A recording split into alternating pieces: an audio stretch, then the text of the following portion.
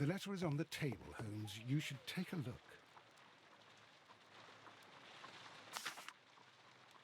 I can tell from Lestrade's handwriting that he was in a hurry when he wrote this letter. A wax seal with the monogram E.B.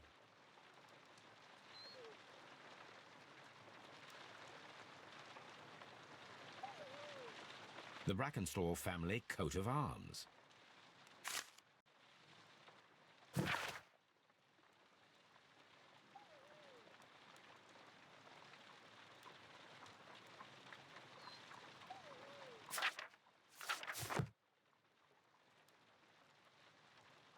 So, what is it, Holmes? Promising, as always. It appears to be a case of murder. So you believe that Sir Eustace is dead? I should say so. Lestrade wouldn't have sent for me for less. His writing shows considerable agitation, and he is not an emotional man. These people belong to high society.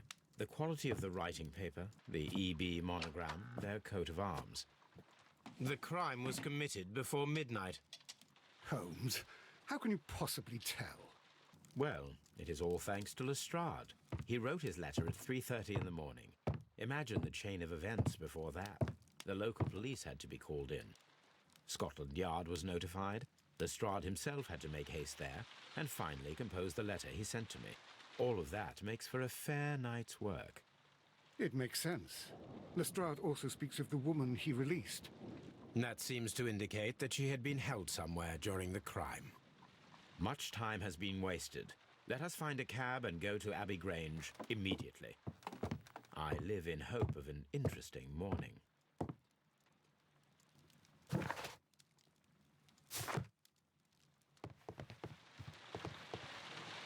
I agree with you, Toby, that Watson's shoe is preferable to Mrs. Hudson's cold cuts.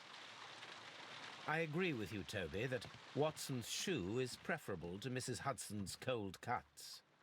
Let's go to Abbey Grange. My archive.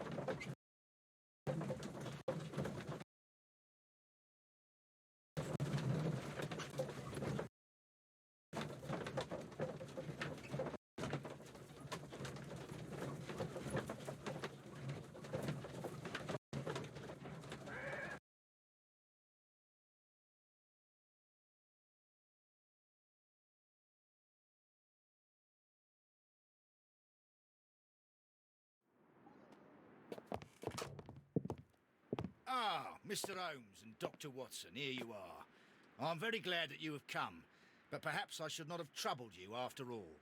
And why is that? Lady Brackenstall has come to her senses, and she has given so clear an account of the affair that there is not much left for us to do.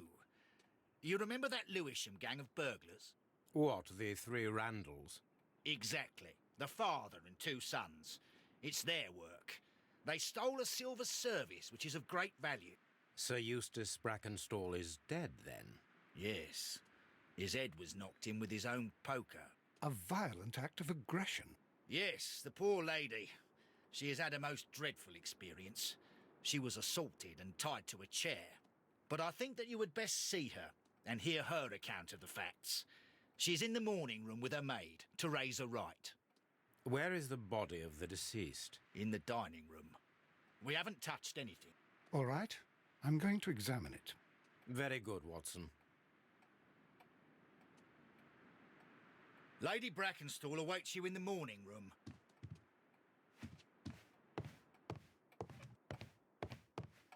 Baron Lyndon Brackenstall. Lady Brackenstall awaits you in the morning room. Lord Ramsay Brackenstall.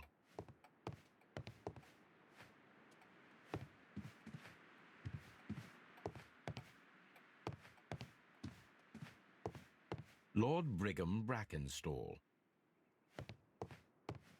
Sir Warthen Brackenstall.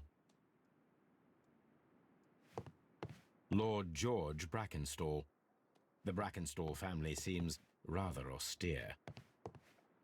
Lady Brackenstall awaits you in the morning room.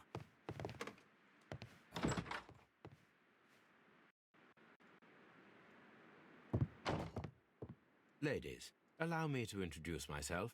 My name is Sherlock Holmes. I'm assisting Inspector Lestrade in this investigation. Mr. Holmes, I am the wife of Sir Eustace Brackenstall. We were married only a year ago.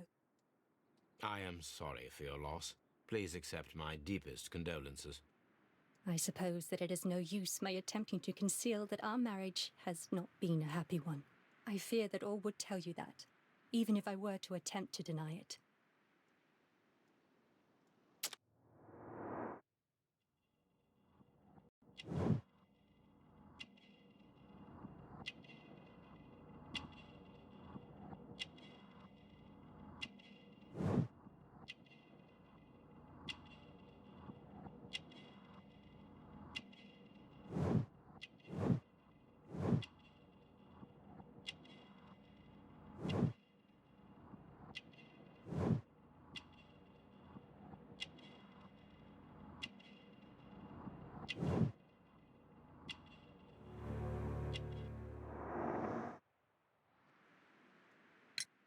Can you describe to me the events of yesterday evening?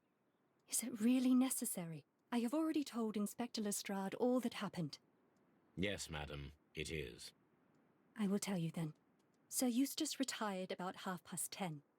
I sat in this room until after 11, absorbed in a book. Before I went upstairs, I entered the dining room to fetch a candle and... oh God. Please, go on. As I approached the French window, I found myself face to face with an elderly, broad-shouldered man who had just stepped into the room. Close behind the first man, I saw two others. One of them struck me a savage blow with his fist and felled me unconscious to the ground. And then? When I came to myself, I found that they had secured me tightly to a dining room chair. It was at that instant my unfortunate husband entered the room. He fought with the intruders? Yes, I think he had heard them, for he was holding his stick.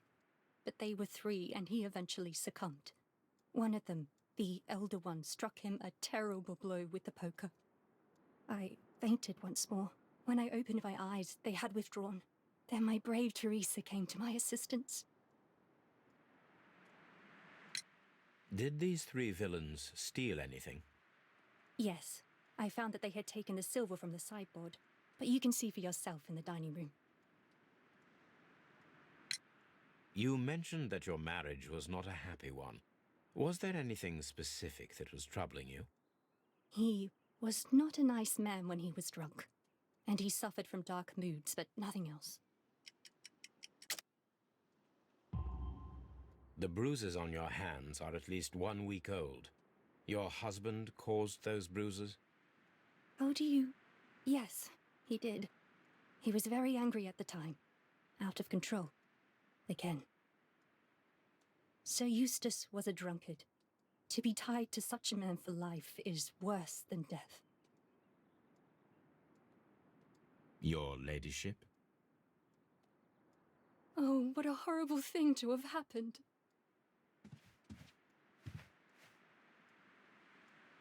Teresa, I would like to hear your testimony.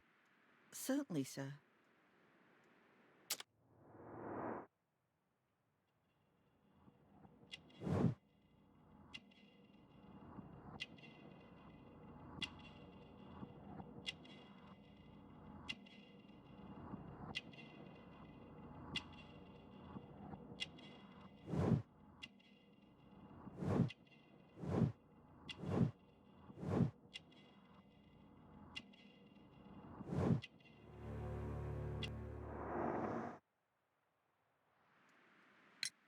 As I sat by my bedroom window, I saw three men in the moonlight down by the lodge gate.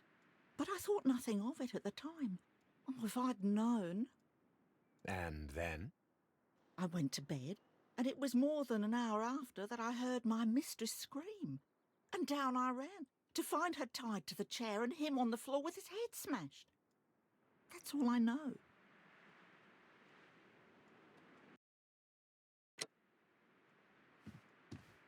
My mistress is very tired. Can't you allow her to her room?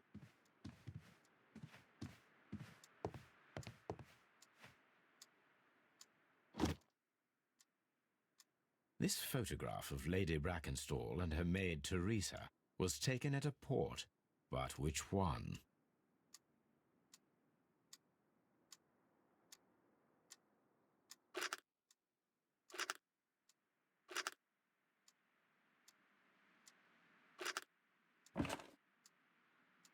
So the lady and her maid came from Australia a year and a half ago on this ship.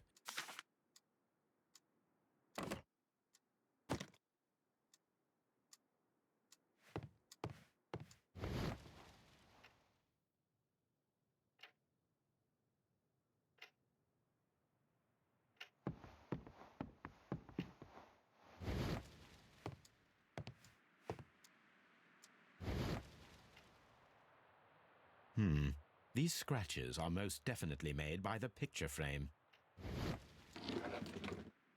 This is Sir Eustace's safe. There may be something important inside. I must ask Lady Brackenstall to open it. This is Sir Eustace's safe.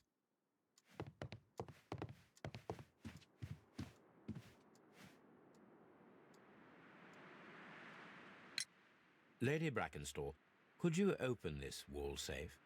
No, it is my husband's safe. I do not know the combination.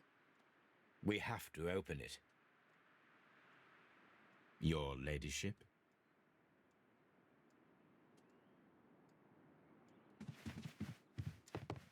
Let us try to open this safe.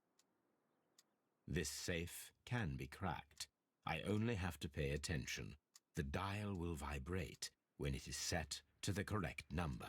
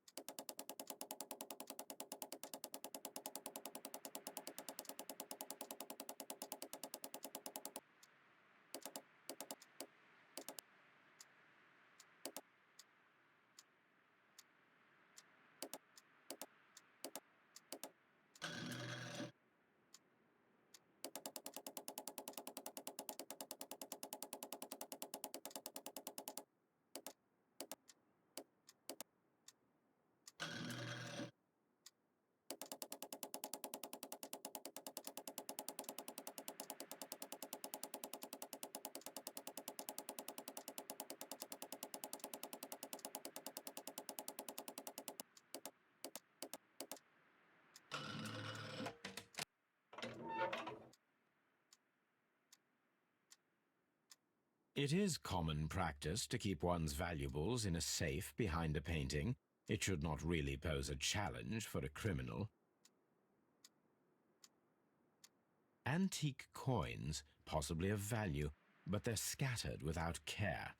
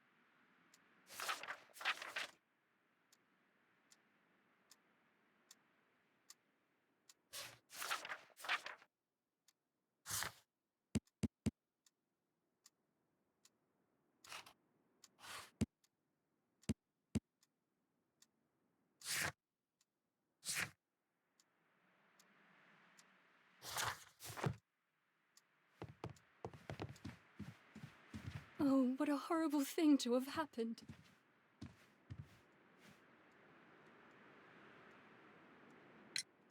Sir Eustace's doctor speaks of his violent behaviour.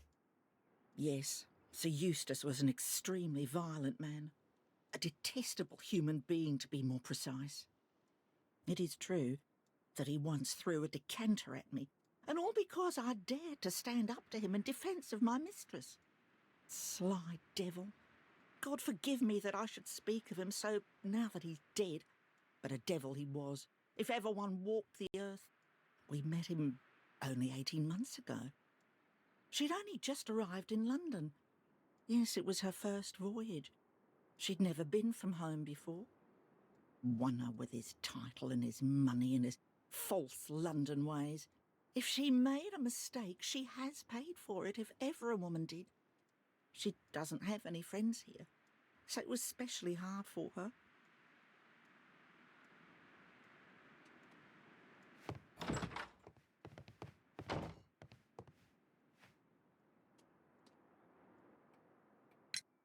What do you know about Sir Eustace, Inspector?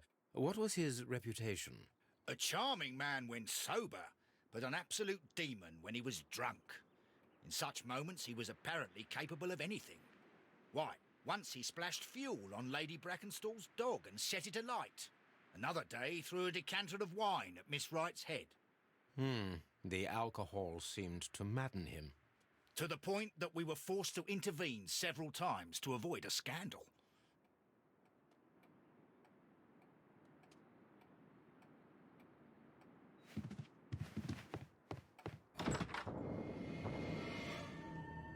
You should examine the body of Sir Eustace Brackenstall. So, Watson, what have you learned from examining Sir Eustace's body? Well, I can confirm that the death was instant. Sir Eustace was facing his attacker when he received the blow to his head. There are no other apparent injuries.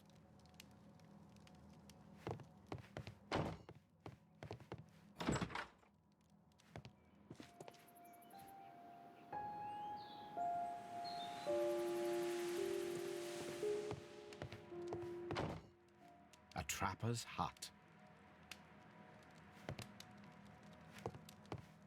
A trapper's hut.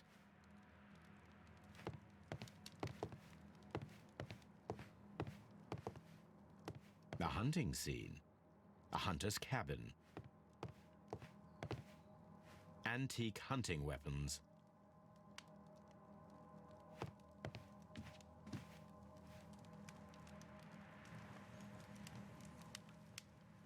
A decanter standing next to the open bottle, an inseparable pair indeed. Chateau Calon-Ségur, French wine, Grand Cru.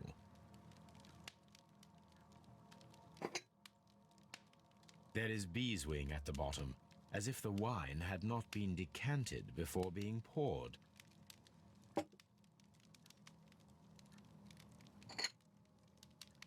This glass has some wine traces, but no visible beeswing. This glass has some wine traces, but no visible beeswing. It is rather strange that only one of these glasses has dregs of beeswing inside it, while the other two are clear.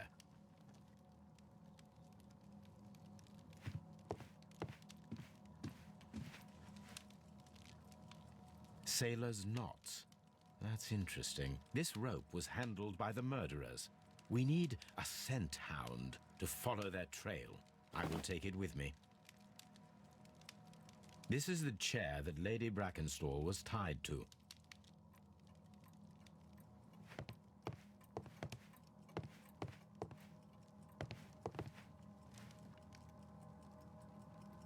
These wine bottles are expensive and mostly from France. A bottle of wine is missing here. This candlestick is valuable. It is interesting that it was not also stolen. An empty silverware box. It appears that the intruders have stolen the contents. The criminals did not thoroughly ransack the house. They only took a little silverware. A hunting scene.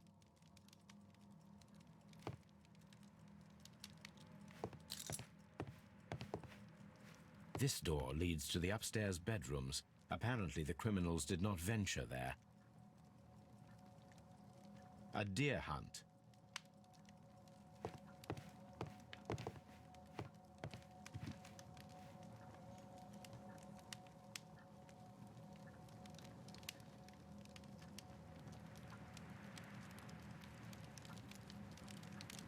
The head was cracked with the force of the blow. That must be the murder weapon.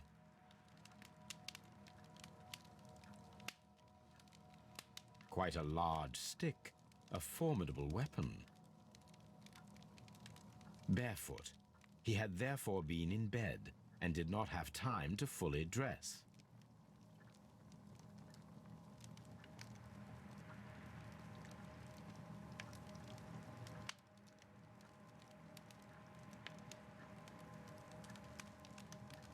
It is covered in blood. Sir Eustace might have struck his head upon it while falling from the blow. That is one possible explanation.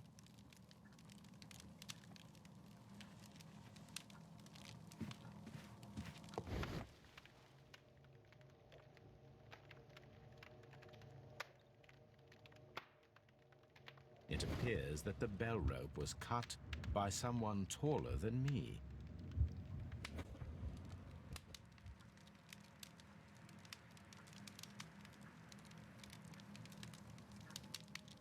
It appeared a fur trader's cabin.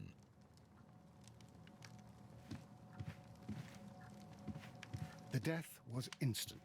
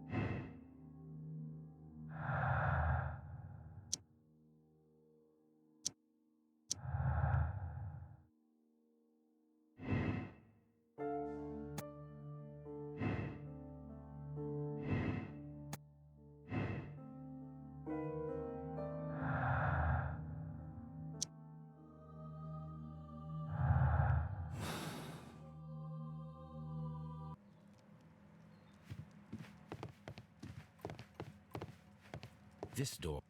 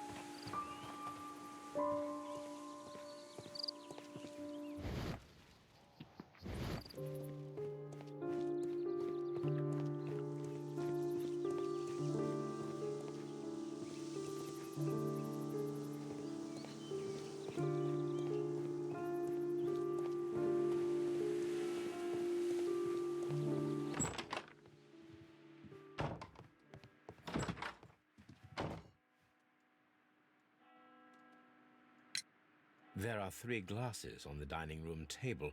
I was wondering if... Oh, I forgot.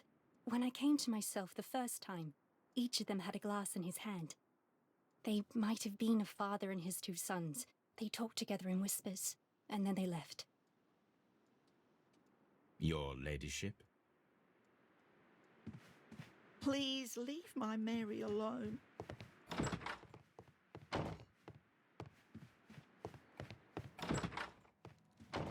This house feels rather sinister.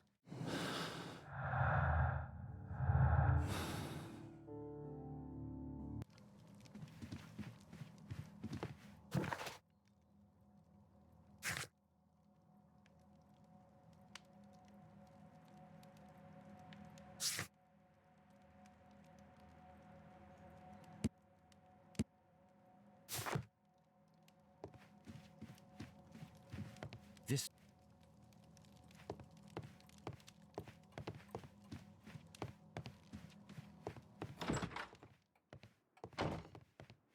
I've searched outside for footprints without any luck. Oh, what a...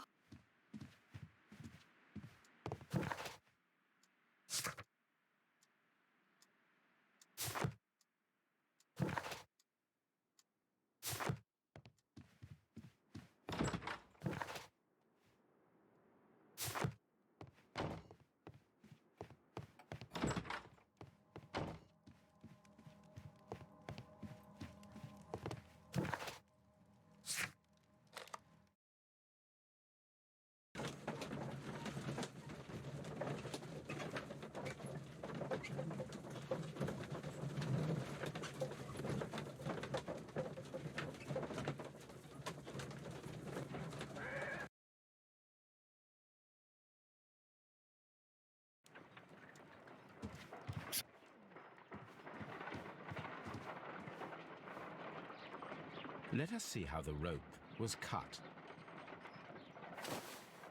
The fibers at the end of the rope are smoothly cut. Let us try to find out what tool was used to cut the rope.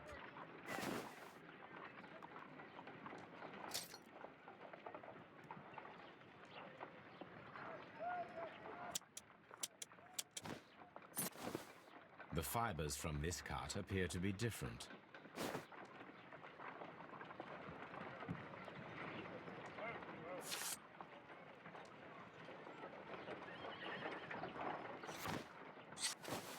If I cut the rope with a knife, it matches the original.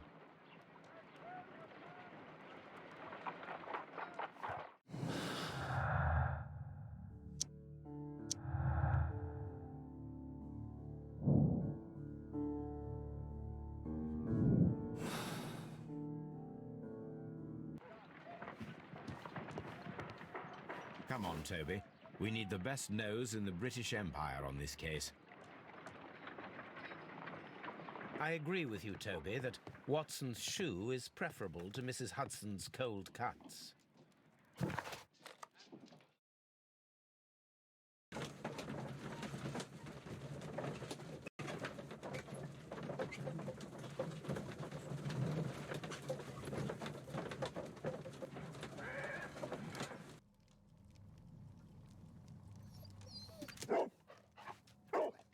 Search, Toby.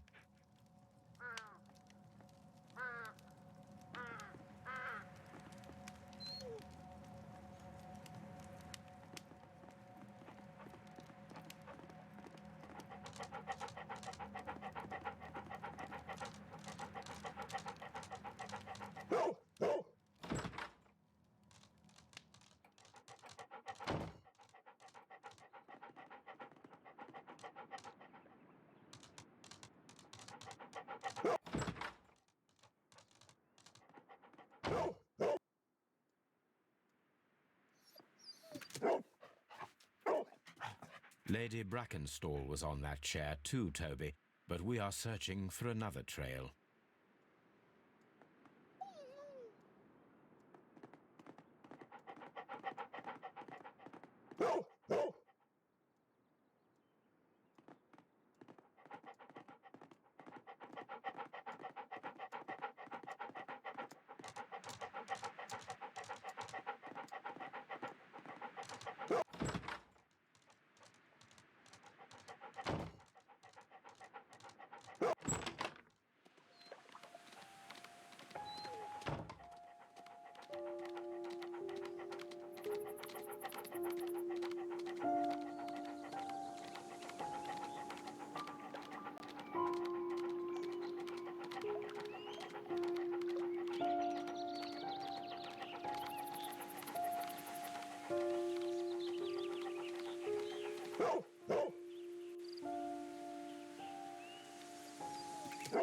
The intruders entered the shed for some reason when they were making off with the silverware.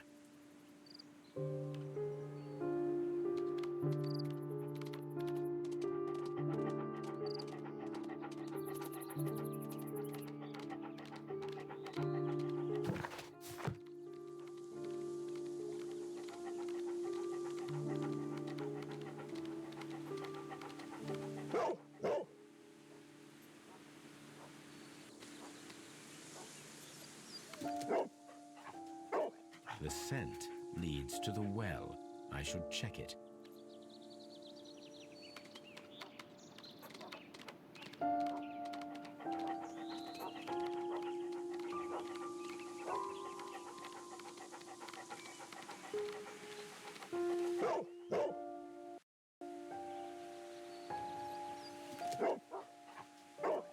The intruder's trail is lost behind this wall.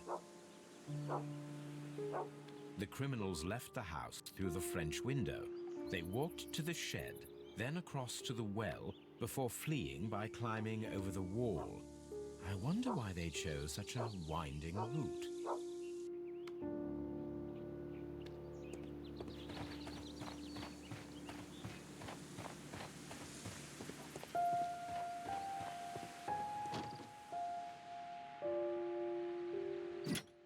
This hook might be useful.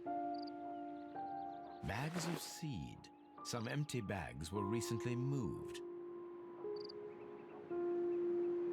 Small gardening tools, nothing of great interest. This old suitcase sounds hollow. It must be empty.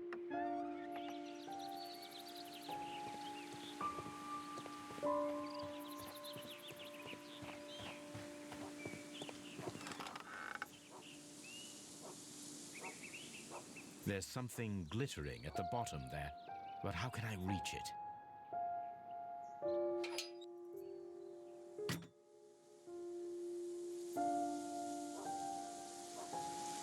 The wheel handle is old and rusty. It seems to be used infrequently.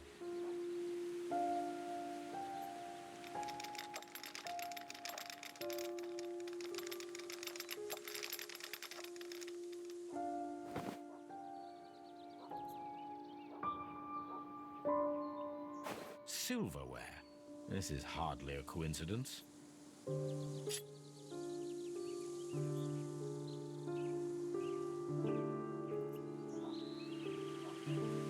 The Brackenstall coat of arms.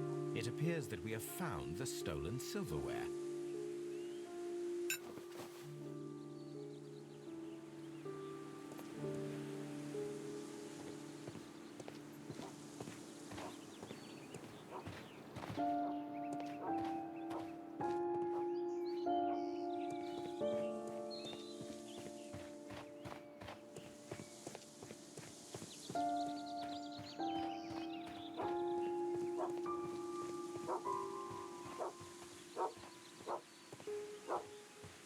The intruder's trail is lost behind this wall.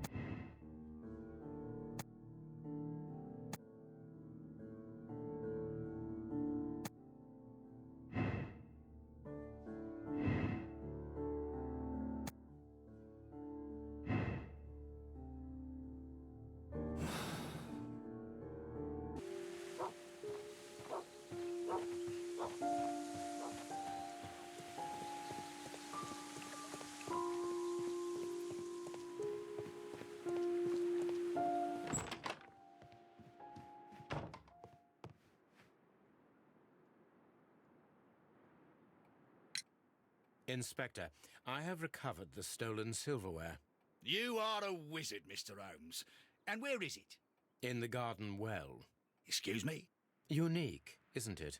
Rather absurd. What is the point of stealing silverware and then throwing it down into a well? Perhaps it was used as a temporary hiding place, or simply the thieves wanted to get rid of it. It is up to us to solve this mystery. Holmes, don't look at me like that.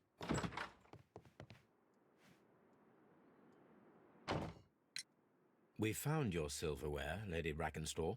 It had not been taken very far. Is that true? I am very thankful to you, Mr. Holmes. Your ladyship?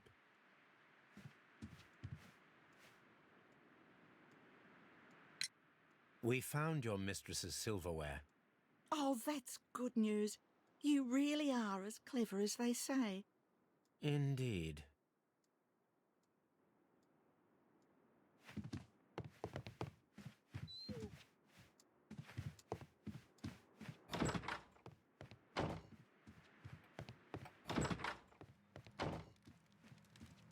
This door.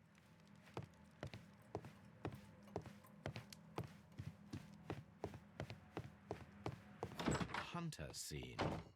The Brackenstall family appear to be preoccupied with hunting.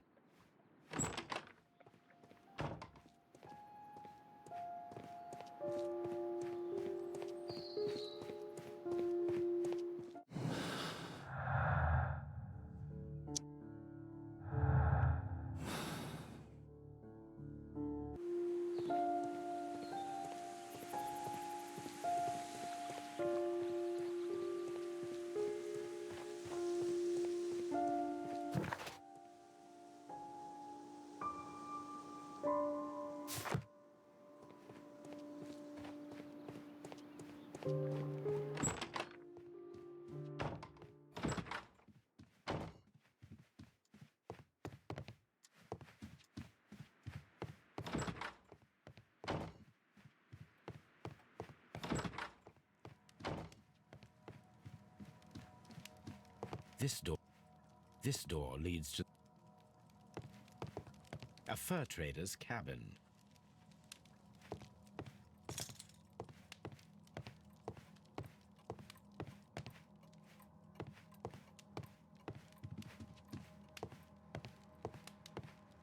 And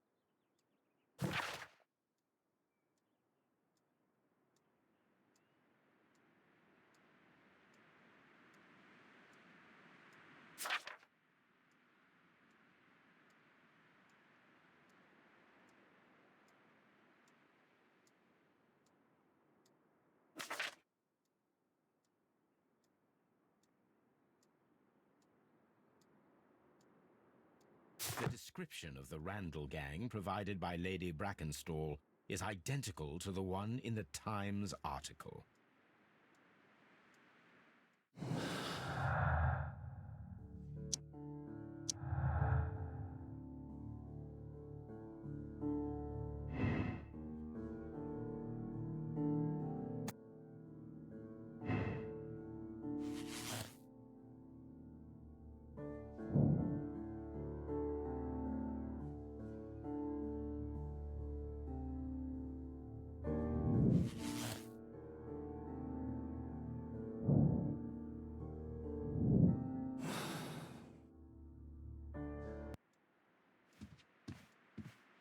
Oh, what a horrible thing to have...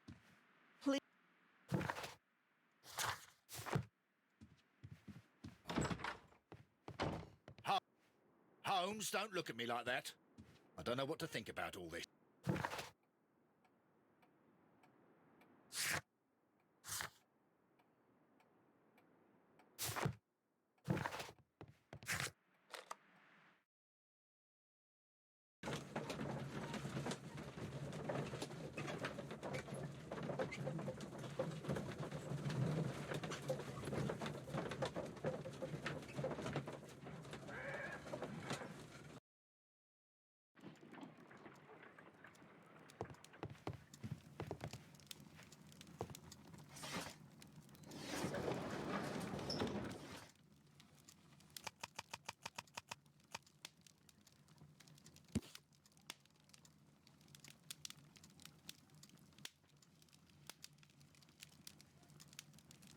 Here it is.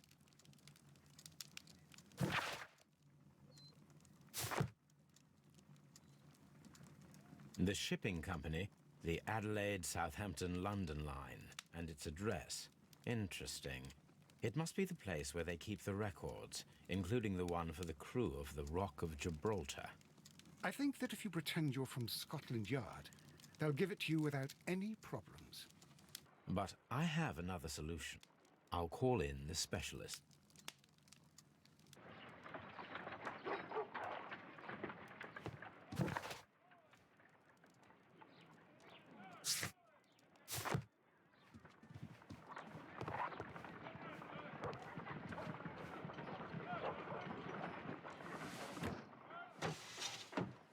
Wiggins, could you come upstairs, please?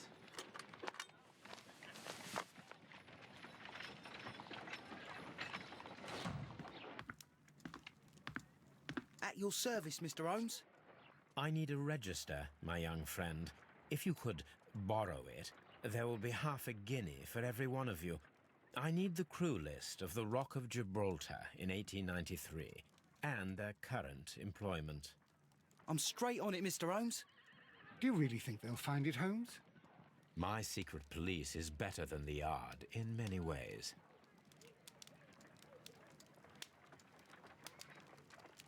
Here it is, Mr. Holmes.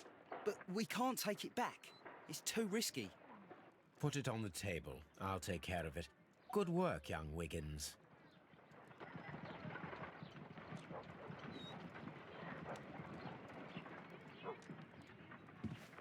I left it right on the table for you, sir. This list shows the senior officers of the Rock of Gibraltar, on which Lady Brackenstall and her maid made their voyage. Lady Brackenstall does not know anyone in England. This must mean that someone on this list is our mysterious visitor. And these are the lists of the senior officers of the Adelaide, Southampton, London line ships. Let us find out who was in London upon November the 7th.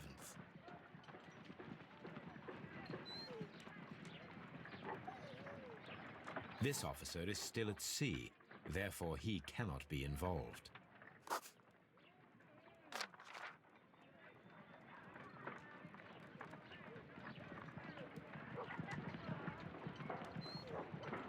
This officer was on a ship that sailed half a month ago. He wasn't in London at the time of the crime.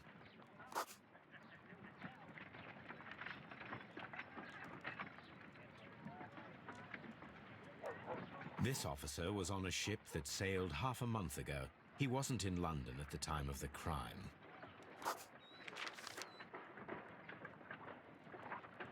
Mr. Jack Crocker was in London upon the date of the crime, and he is due to depart in 2 days.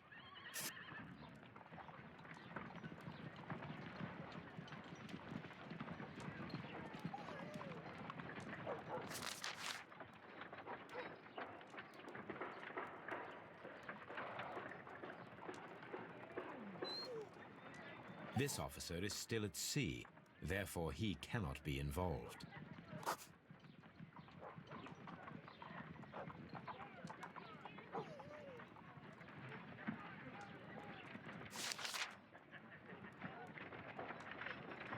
This officer is still at sea, therefore he cannot be involved.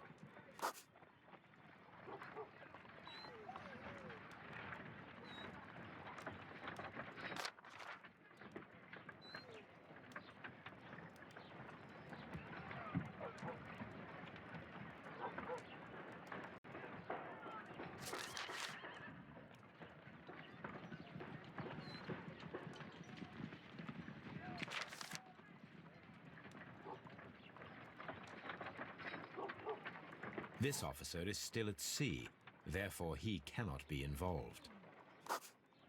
Captain Jack Crocker is our mysterious visitor. He was the only one around at the time of the murder.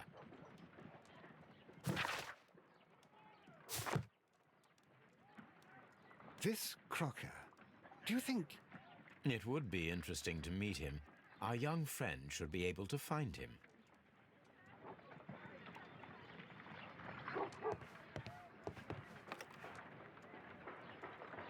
Wiggins, could you find a way to bring this Captain Crocker here to us? Here? Holmes, that could be dangerous. No problem, Mr. Holmes.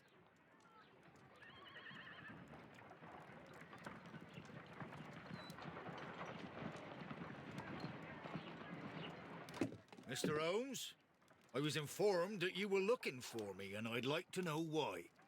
Yes, it is important that we talk. You will soon understand why.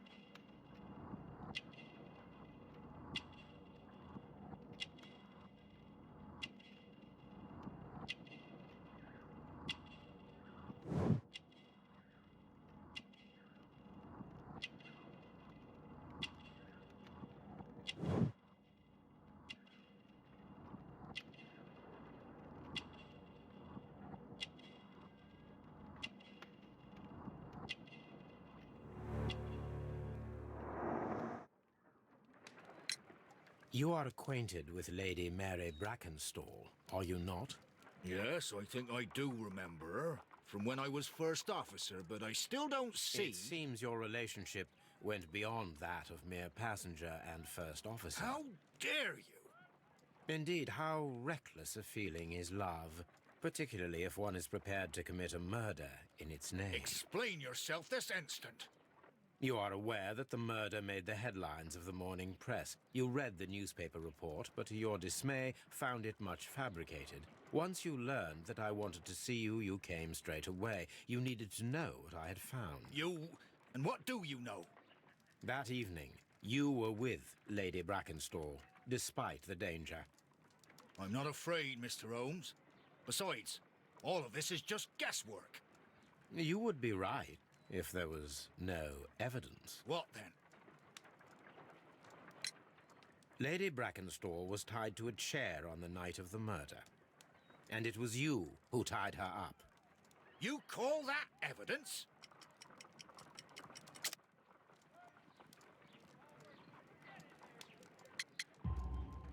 Yes, as she was tied with a sailor's knot. Your handiwork. So, it's a sailor who's done it. That proves nothing, Mr. Holmes. I'm not the only sailor in London right now. Your theory is flawed anyway. On the night of the murder, I was aboard the Sharp. I was supervising the repair of a porthole. At night? It was an emergency. There was a leak. You can ask the ship's carpenter. He can confirm. I'm sure that he can. Perfect. In that case, we have nothing more to talk about. Good evening, gentlemen.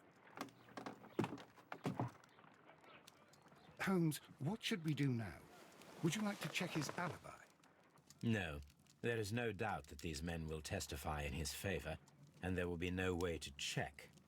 So, what then? So, we must work with what we have. We have all the puzzle pieces.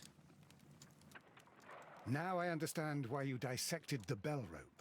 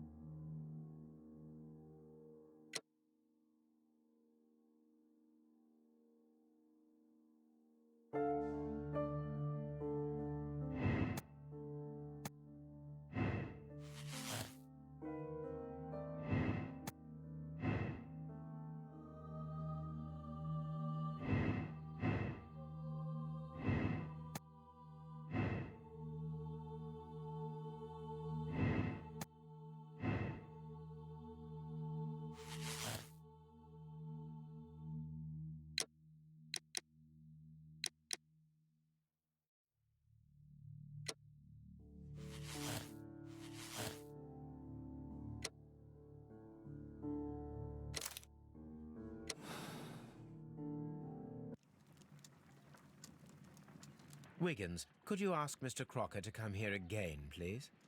Right away.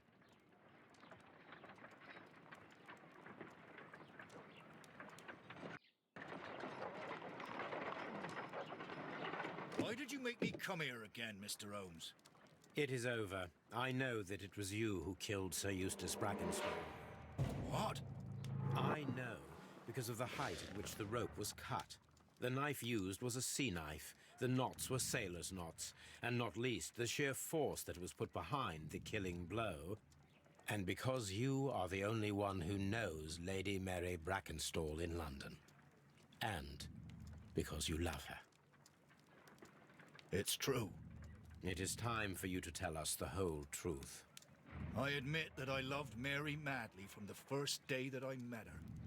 But I never did come to visit her, for I believed that she was in a happy household. When I talked to her maid, who told me everything, I was insane with rage. I was due to set sail for 6 months away. I wanted only to see her again. But it turned into a damnable nightmare when he barged in. He dared raise his hand to her. He was not even worthy of licking her boots. Oh, I regret nothing. I admit I killed the monster out of love for her. She will forgive me if she is able. Lady Brackenstall already forgave you. She said nothing. Mary. But that makes her an accomplice as well as her maid. It places her in danger yet again. Mr. Holmes. You would not have managed to protect her. Till I die, do you hear me? Here is a letter that sets everything clear. And it is the one that should be disclosed to the police. I am the only culprit. Mary had nothing to do with it. Now it is time to end this.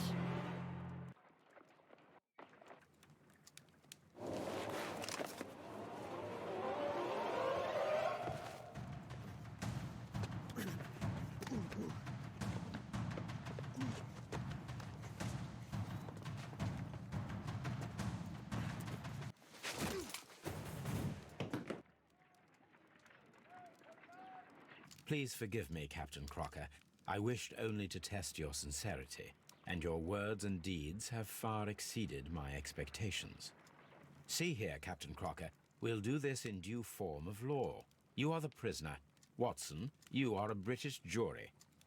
Captain Crocker, the evidence shows that you acted without premeditation and used reasonable force to protect an innocent victim from her husband's brutality. Your devotion pushed you to attempt to kill yourself in order to protect the one you love. Now, what say you, gentlemen of the jury? Not guilty, my lord. Vox populi, vox dei. You are acquitted, Captain Crocker. So long as the law does not find some other victim, you are safe from me. Mr. Holmes. It is a great responsibility that I take upon myself, but I will give Lestrade an excellent lead, and if he can't avail himself of it, I can do no more. Come back to your lady in a year, and may her future and yours justify us in the judgment which we have pronounced this night.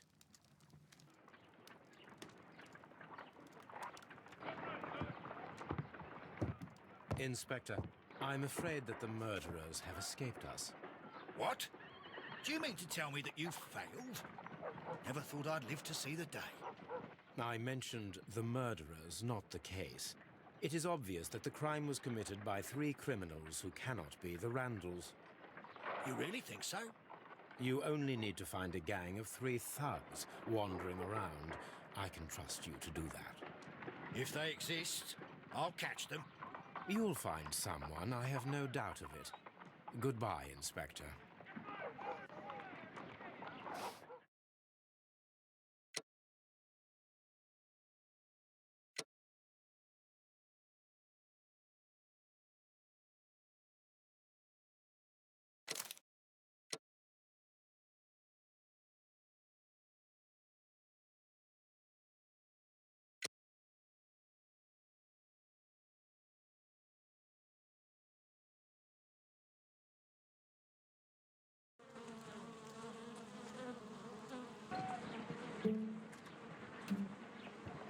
Holmes, for heaven's sake, whatever's going on? Oh, hello, Watson. You're early. Did you kill all of your patients? What? Holmes, where have all these wretched bees come from? I increased the temperature of the room so as to prevent them from hibernating. I needed to take a sample of honey. But it worked, Watson. We will have honey all year round. Ridiculous and dangerous. They're domestic bees, Apis mellifera, such industrious workers. Anyway, Watson, I am sorry, but I must leave you. I'm in rather a hurry. You have a new case? Yes, but nothing as thrilling as this experiment. A theft of plants at the Royal Botanic Gardens in Kew. I'm helping a minister who's an old friend of mine. You can join me if you like. Well, I'll admit that I'd far rather accompany you than remain alone here with these workers of yours. Besides, you'll need a helping hand with the flowers you're intending to bring back. Watson, however did you guess? For the great Sherlock Holmes to bother with the theft of plants. Come on, admit that you're planning to spoil your little bees with some rare pollens. Since when did I become so transparent? Let us go.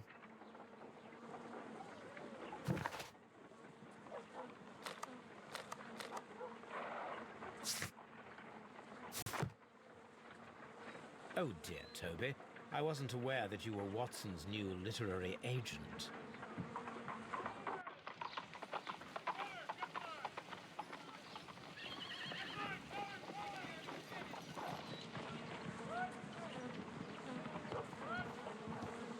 Well, I'll admit that I'd far rather accompany you than remain alone here with these workers of yours. This is where I keep my post.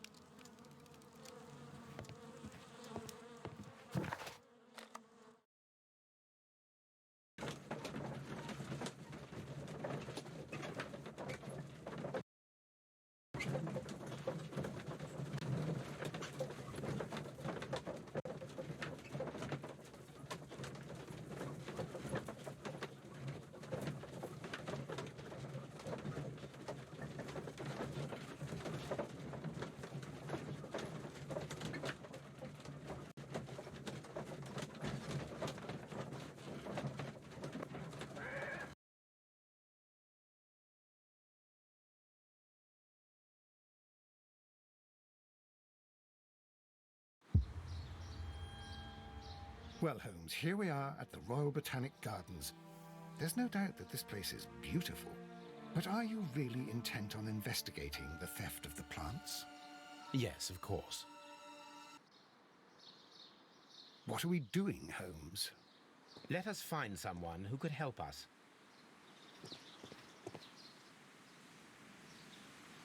Don't touch anything else, is that clear?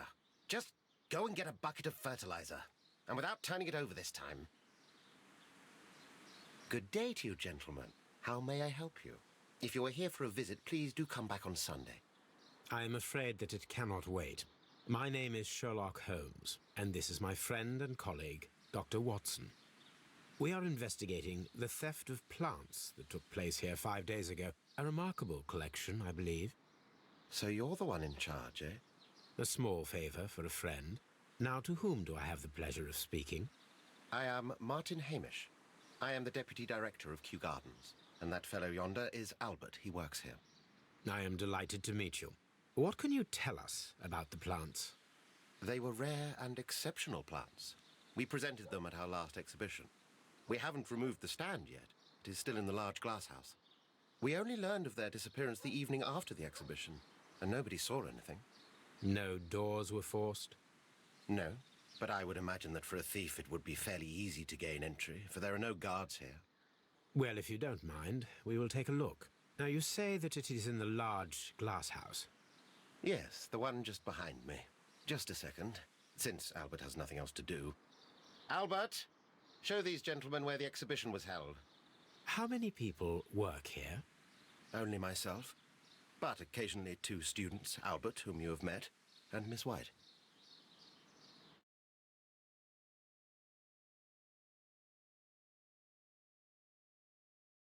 Here it is. This is the place where the stolen plants were exhibited. Thank you.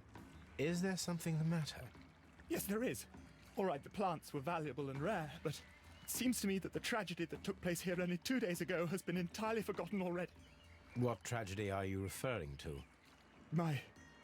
The director of Kew Gardens, Mr. Montague Dunn, he died here just 2 days ago. We're very sorry. We were not aware. The 2 of you were good friends? He was my father. Oh dear. Our condolences. We should not be troubling you. Please do excuse us for the intrusion. You say that he died here, in the large glass house? Holmes? Yes, just here, near the door to the Colonial Collection. He suffered a heart attack, just like that, so suddenly. It was terrible. Excuse me, gentlemen, but I cannot remain here. If you need me, I'll be in the reserve. That's the room next to the front of the large greenhouse. Of course, we understand.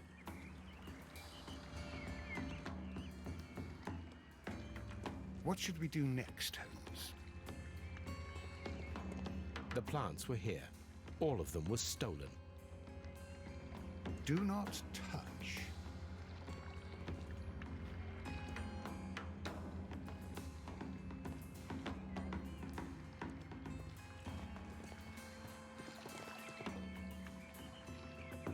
Here is a list of the stolen plants.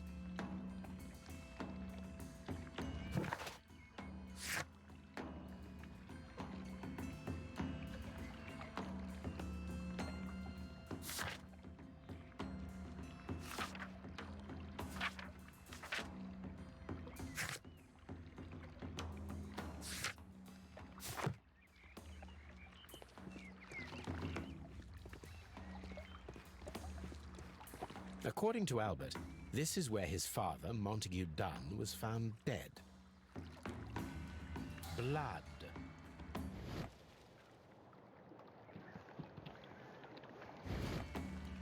These boot marks are fresh. It appears as though someone was dragging their feet. The traces are thinner in some places. The footprints reveal that someone staggered here. This sign is broken. Something heavy was dropped upon it. Someone fell violently against this sign, and they were injured in the clash, most likely a head wound.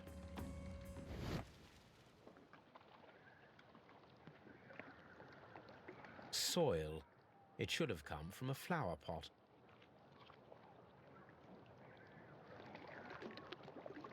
The soil on the side of this flower shelf is the same as that on the ground.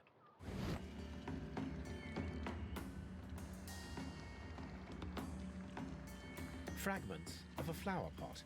It fell down here.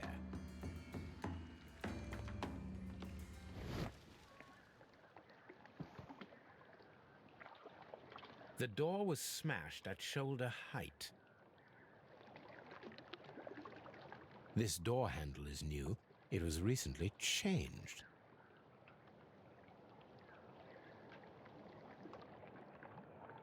The esconsson was breached near the handle.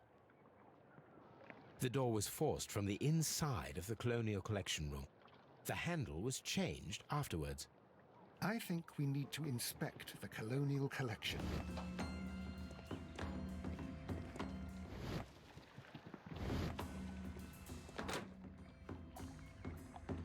These trees, with their roots in water, must originate from Louisiana. Ah, yes, the bayou. I remember our visit in the case of the Awakened.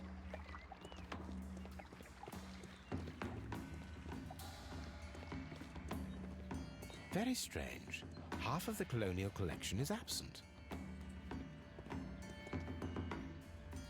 According to this, they have light and moisture control in some parts of the building. The smell is strong. It is a detergent.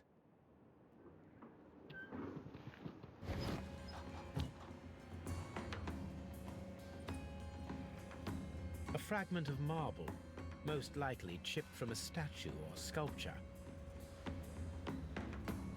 This broken fragment was the result of a heavy blow.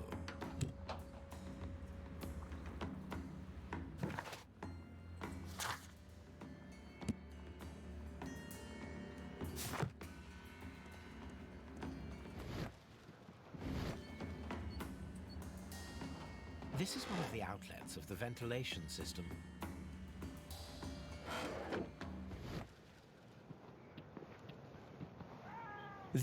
Part of this greenhouse was emptied and thoroughly cleaned.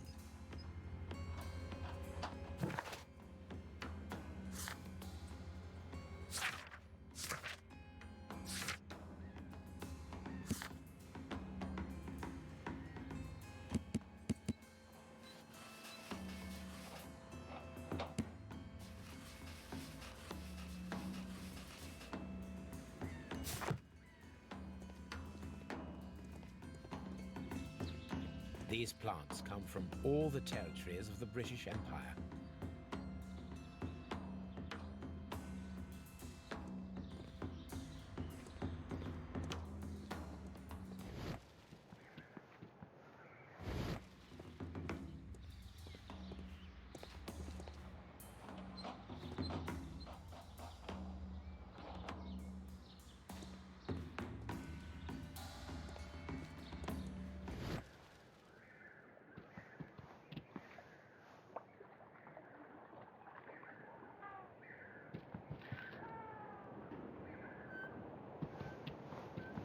These windows were perfectly cleaned. These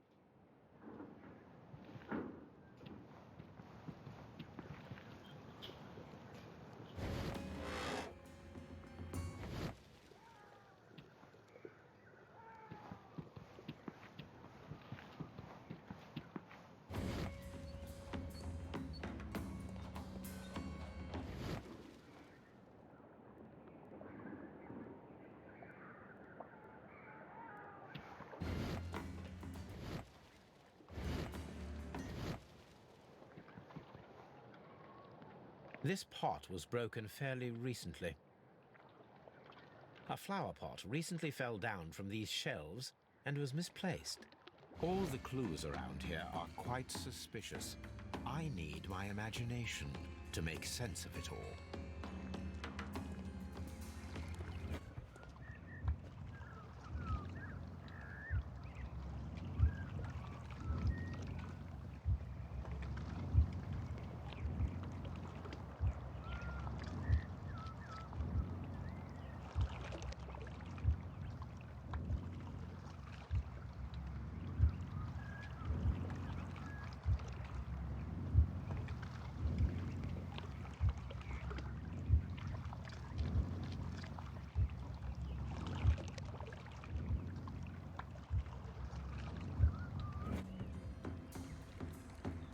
This reconstruction reveals a disturbing fact. Montague Dunn damaged the door of the Colonial Collection Room. He was in a panic, or the door was locked. Was it an accident, or a murder then, I wonder?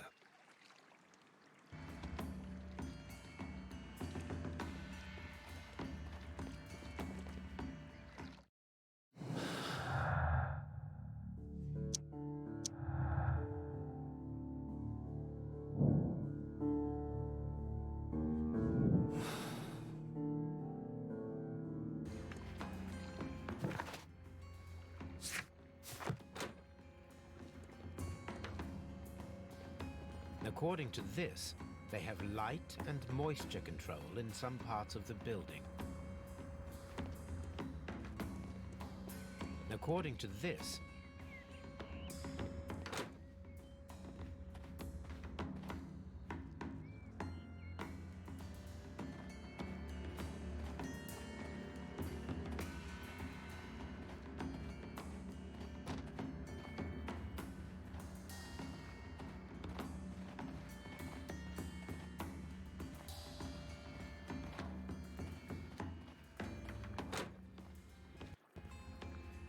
Can I help you, gentlemen?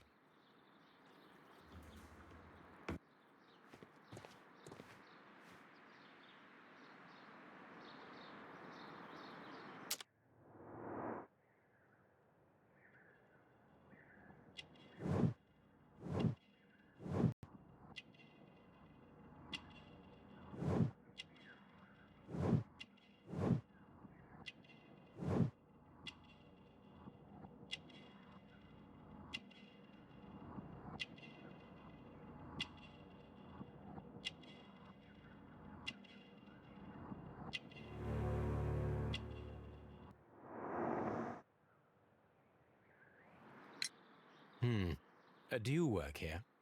Yes, but part-time only, for I'm also studying botany at the University of London.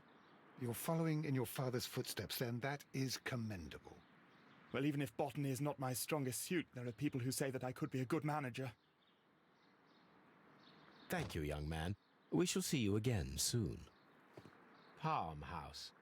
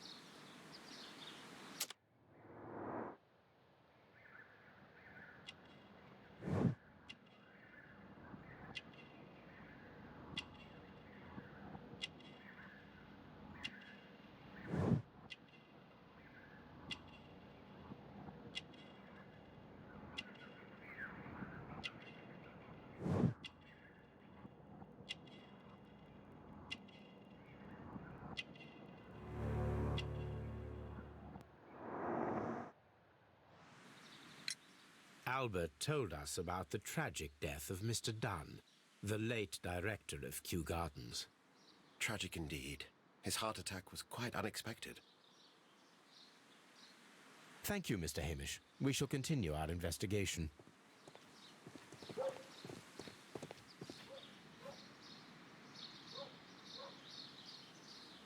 Director's office, cloakroom, and laboratory. Palm House. Colonial Collection. Water Lily Greenhouse. Dry Tropics.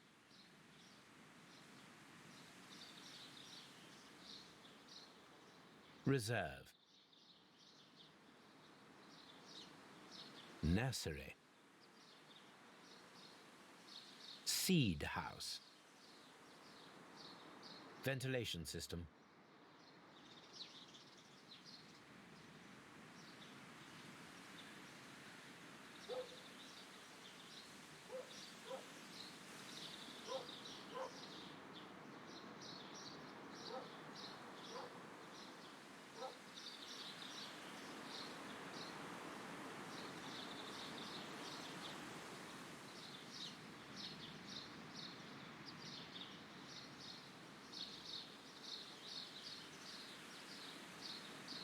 A map of Kew Gardens.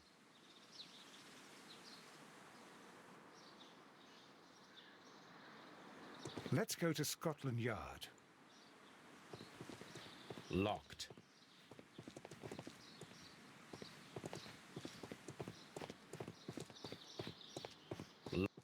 Locked.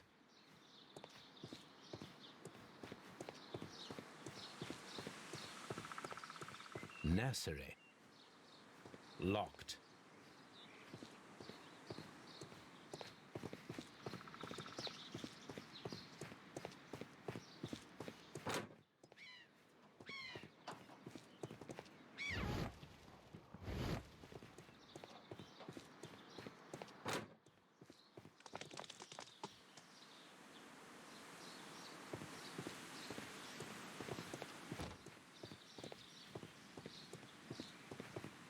Seed House.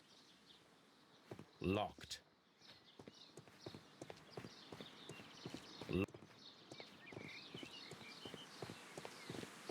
There is a smell of burning.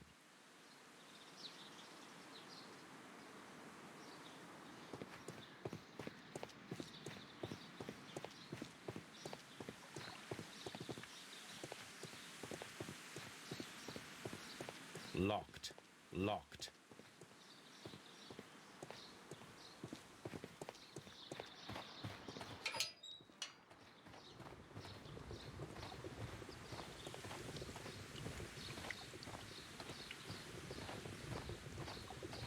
a water tank.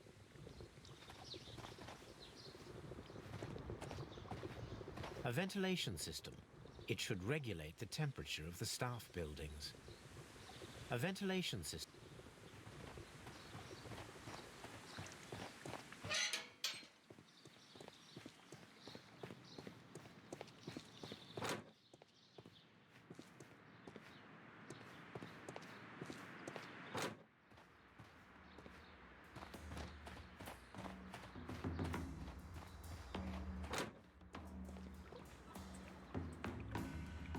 Dry tropics.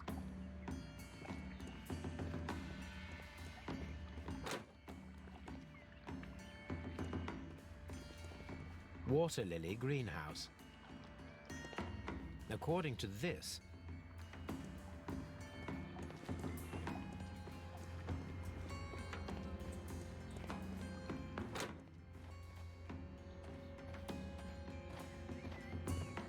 according to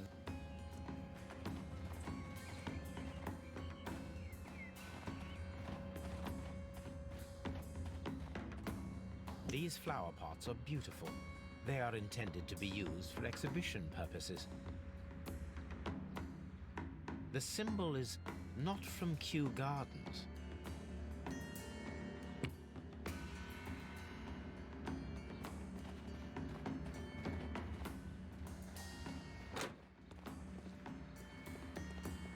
Dry tropics.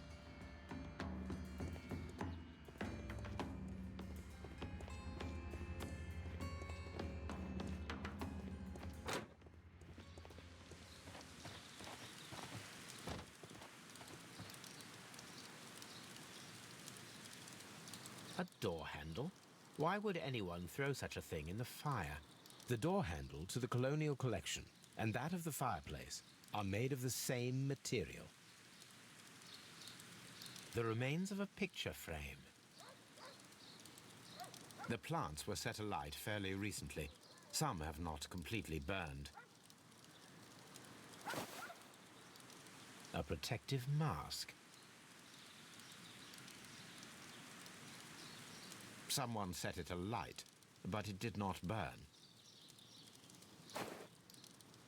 A broom handle was half burned.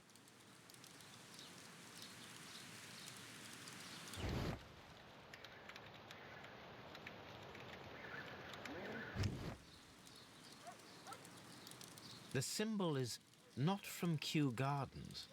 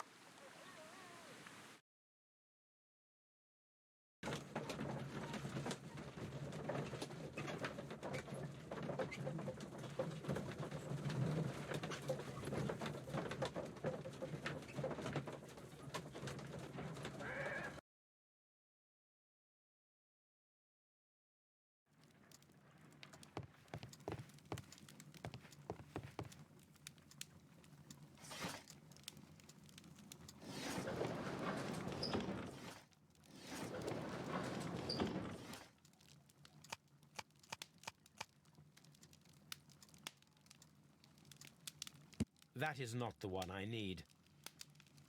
That is not the one I...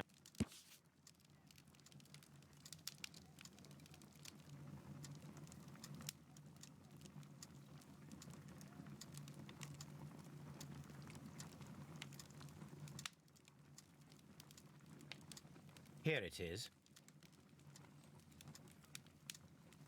This is where I keep my post.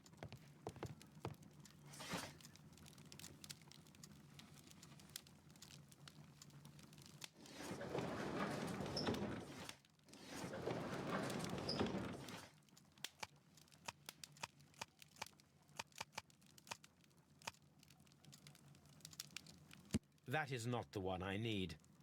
That is not. That is not. That is not. That is not the one I need.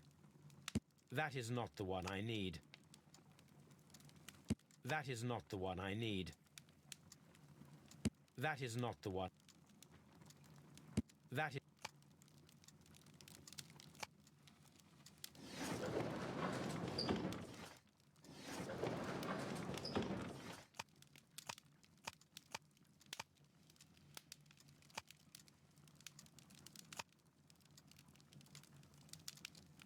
That is not the one I need.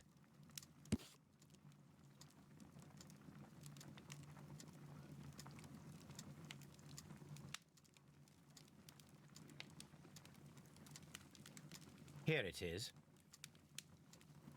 The Divine Syndicate is not a supplier to Kew Gardens.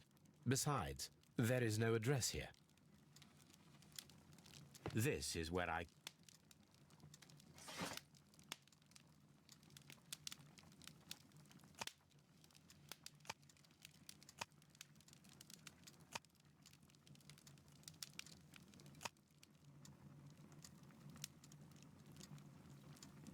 That is...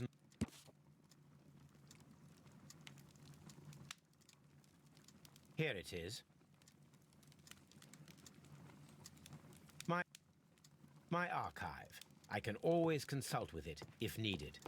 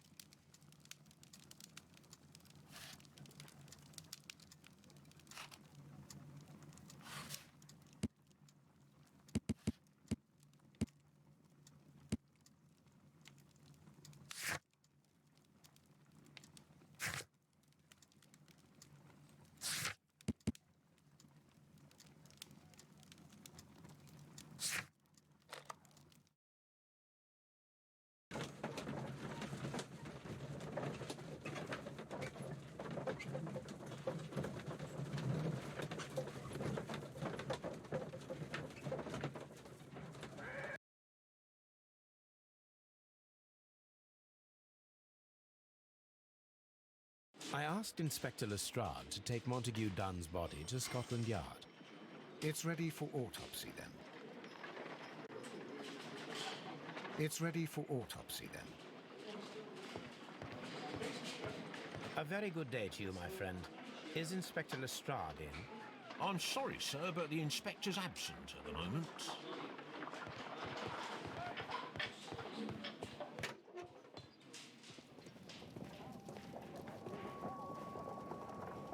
This watch is of great value.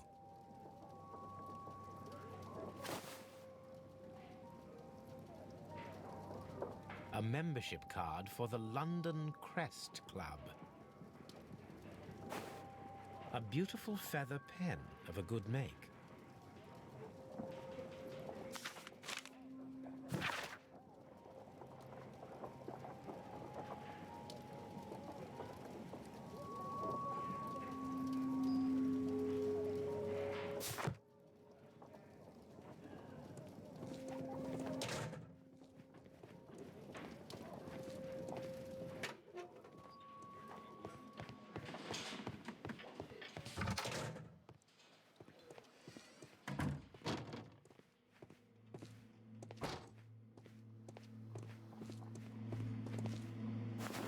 First of all, let us carry out an external examination. There are no suspicious marks upon the chest. Let us finish our external examination so that we can proceed with the autopsy.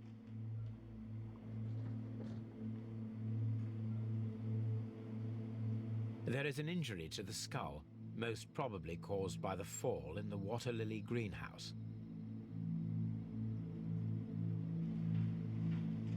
The vessels and the pupil of the eye appear quite normal.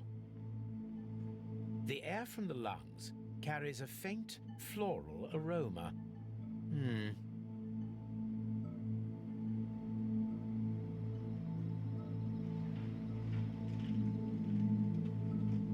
No redness, stings, or bruises.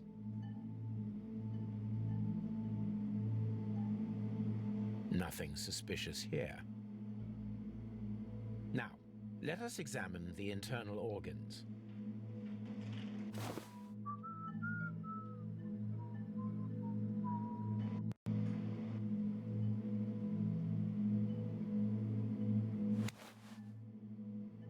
The heart's blood vessels show no pathological signs.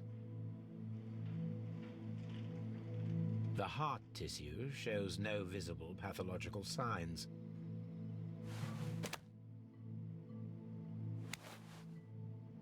The lungs are congested and edematous.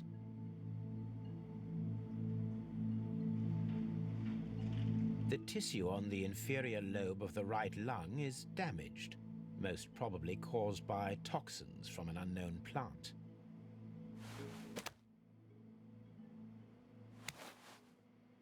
The liver is enlarged. It would seem that he was suffering from an alcohol addiction. The liver tissue is brown. There are no visible pathological signs.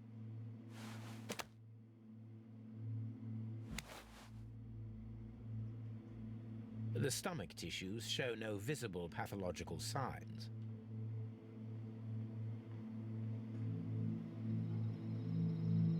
There is a small amount of content. It appears that he breakfasted lightly, only a short while before his death.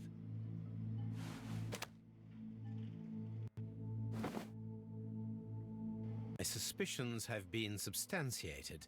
Montague Dunn, the director of Kew Gardens, died from poisoning. Plant poisoning, to be more exact.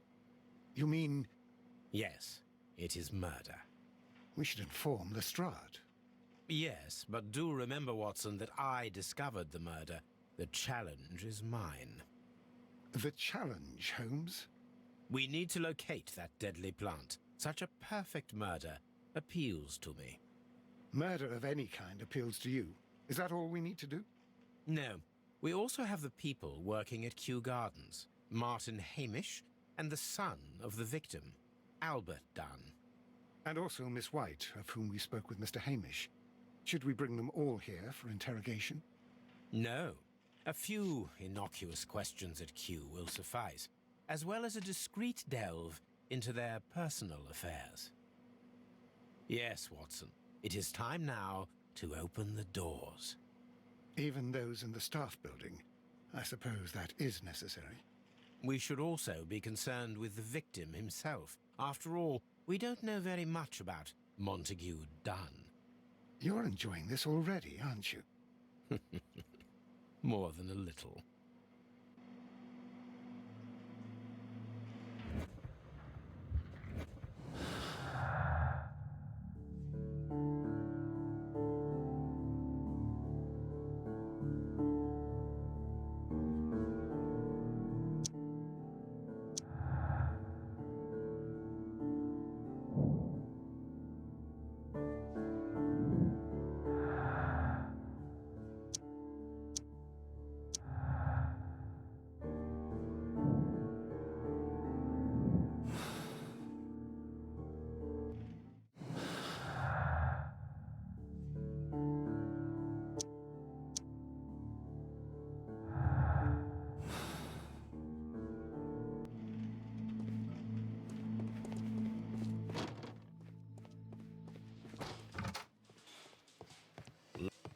Locked.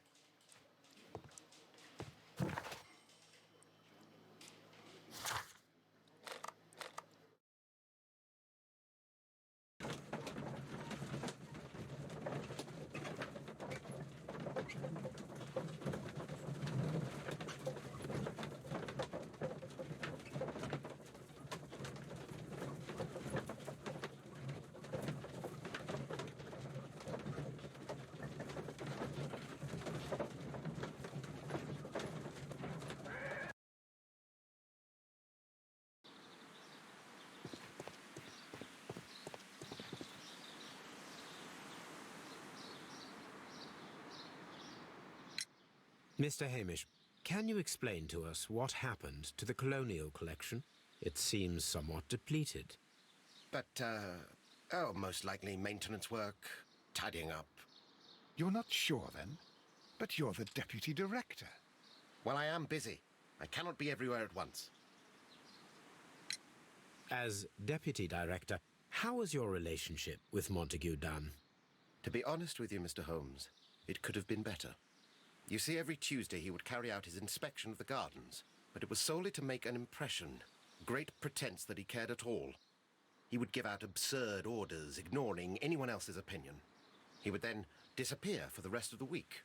He was what some might call a man of action. I'd say rather he was overzealous and chaotic. So after all, it was no wonder, perhaps, that he ended up like that, if you take into consideration his kind of lifestyle.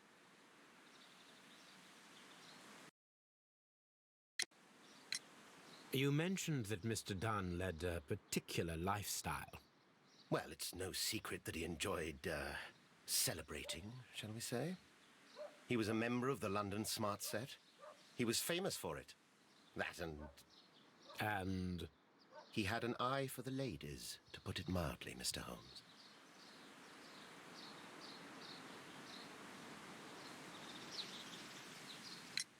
Mr. Hamish, can you tell us who holds the keys to the locked greenhouses? That would be Albert, Mr. Dunn's son. Yes, Albert keeps all the keys, and one can only imagine why. What do you mean? Well, he was never interested in Kew Gardens before, and now all of a sudden he is trying to act as if he owns the place. I think he wants to take over the management here.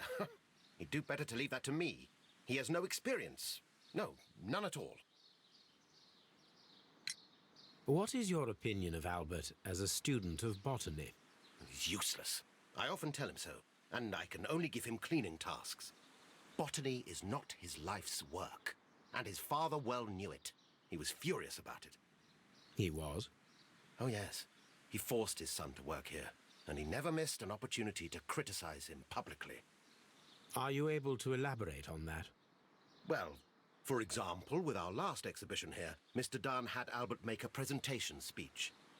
But then, while the lad was speaking, Mr. Dunn interrupted him, asking him difficult questions, making him look like a failure. It was with the intention of making a fool of him, Mr. Holmes. That must have been terribly humiliating. Yes, he was crushed, and he had to leave. Everybody was making fun of poor Albert. That is, except for Miss Margaret White, who is such a nice lady and who always takes pity on Albert. You mentioned a Miss White. Would you tell us more about her? She is a student who works here part-time. She is quite charming indeed. She possesses a great talent for botany.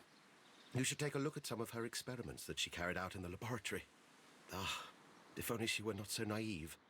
Why naive? The way she used to flutter around Mr. Montague Dunn. And why, he couldn't help but be flattered by all her attention. How could an intelligent woman such as Miss White not see through his game? I can only scratch my head and wonder.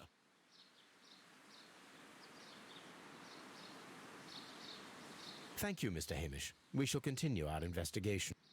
What should we do? What should...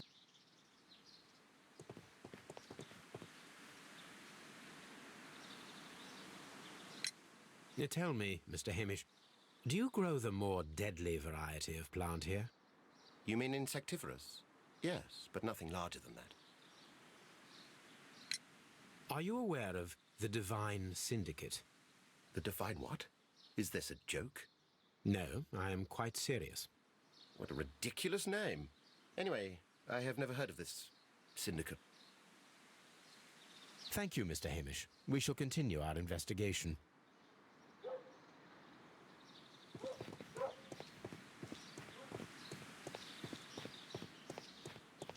Locked.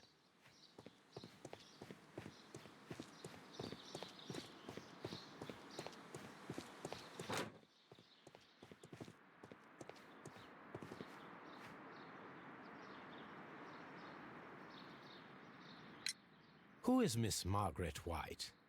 Ah, she is the young lady who studies with me. She visits here sometimes to help out with the greenhouses. In fact, she should be here today. She wanted to work at the seed house. That's the small greenhouse across from the large glass house. We noticed that a part of the colonial collection has been cleared. Ah, at the moment I'm just dealing with the storage room. I don't know much about the other rooms. I imagine that your relationship with your father may have been a strained one. Yes. I cannot say that he was a kind man, for he never listened to me at all. He forced me to work here. But now, after his death, I've been pondering it over. Perhaps he wasn't so wrong about me after all. I have to follow his path, and I have to manage Kew Gardens. And I can do it. I can be as good as any other who works here. Would you please tell us about Martin Hamish, the deputy director? Well, I have to tell you that Mr. Hamish is not and has never been the deputy director of Kew Gardens. My father would not have tolerated it. Indeed? That is most interesting. He told us that he was. Yes, because he believes that the management should be passed down to him now that my father is dead. But in actual fact, Mr. Hamish only has the honour of being the garden's longest-serving employee. In fact, if we are to think logically at all, it should be me who takes over the management of Kew Gardens. Do you not have a good relationship with Mr. Hamish? I suppose so. But we have very little in common. Mr. Hamish loves his plants and Kew Gardens, and I cannot say that I share his passion. I see. And how was his relationship with your father? Oh, he hated my father. It was obvious. He would be furious whenever my father boasted of Kew Gardens in the newspapers or at conferences. He was convinced that my father was stealing all of the credit for himself. But my father treated Mr. Hamish in the same way as he treated anyone. Dismissively. With indifference. Tell me, have you ever heard of the Divine Syndicate? No, I cannot say that I have. Do you hold the keys to all of these locked doors? Yes, you can have them. But I cannot give you the keys to the cloakroom. The employees' effects are private. I am sure you understand. Thank you, young man. We shall see you again soon.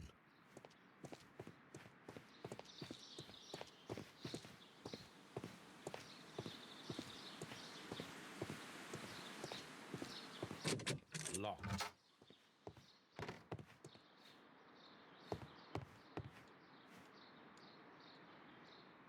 Champagne. Montague Dunn had good taste. French wine. A remarkable vintage.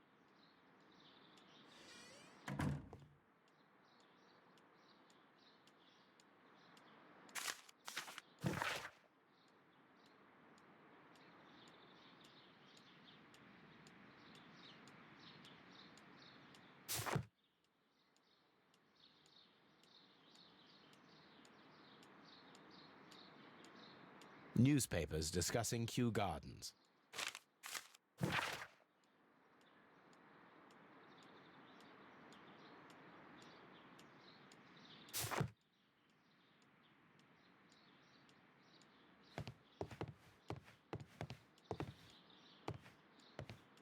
A photograph of Montague Dunn and Reynold Hamish.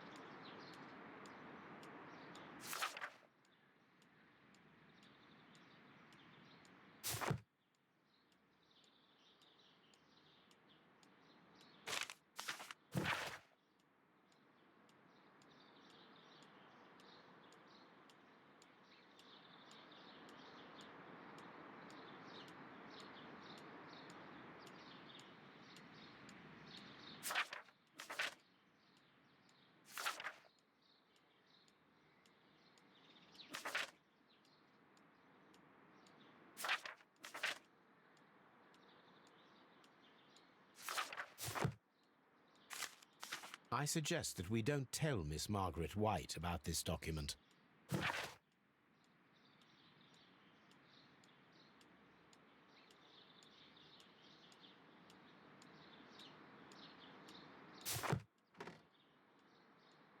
What should we do next, Holmes?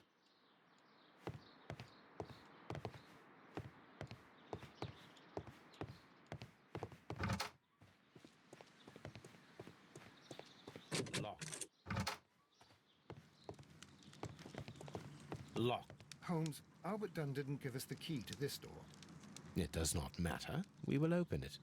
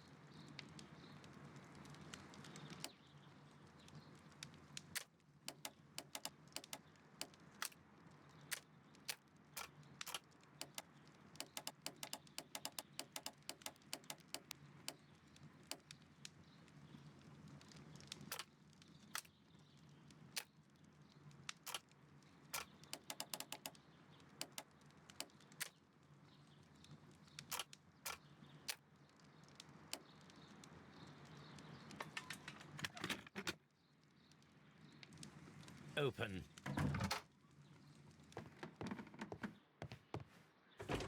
Miss White's locker.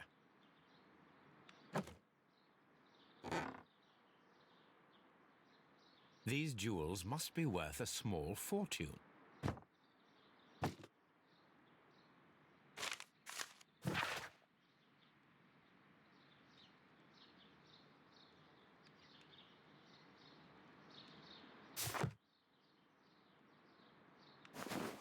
A vanity purse. It is of high quality.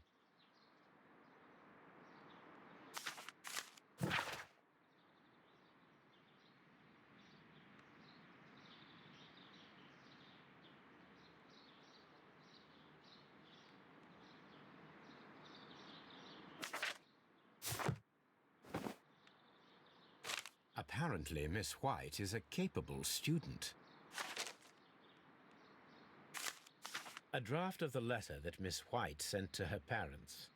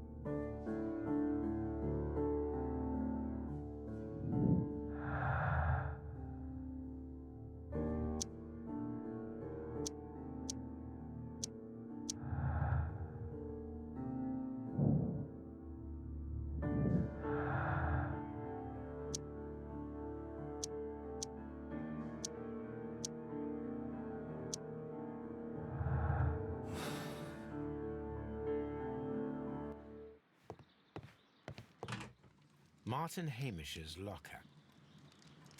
A review on rare and exotic plants. Martin Hamish has written several pieces.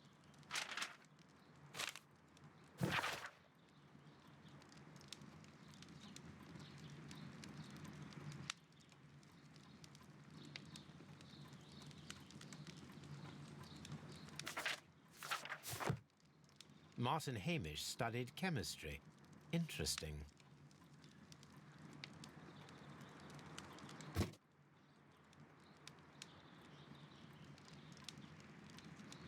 Father and I, Kew Gardens.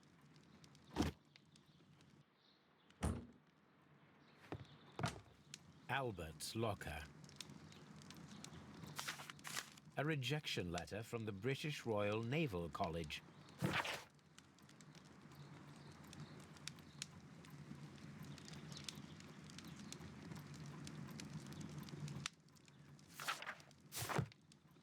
Specialist articles on shipyards and ship construction. Albert Dunn has a great passion for shipbuilding and the sea.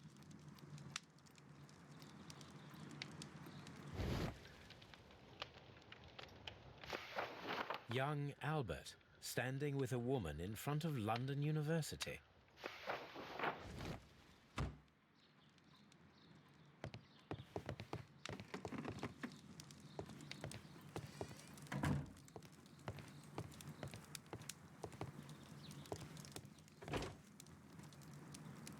Chemicals, a sufficient quantity for some serious experiments.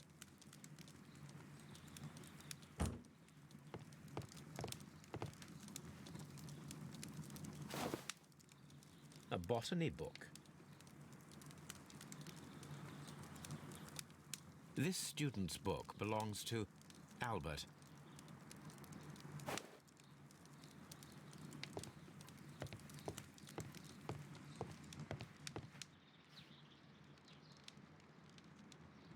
It appears as though the protective equipment is missing from here.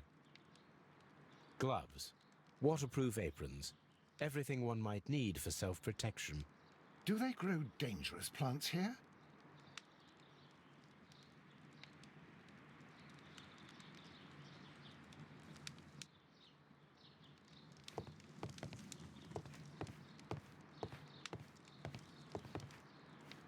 This is a table for experiments.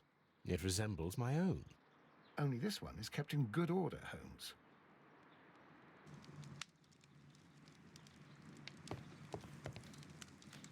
A phonograph used for voice recording. Remarkable.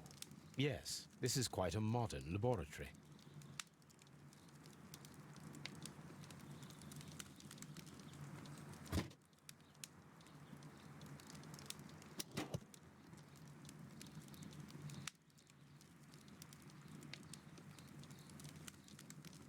Martin Hamish's perception of plants.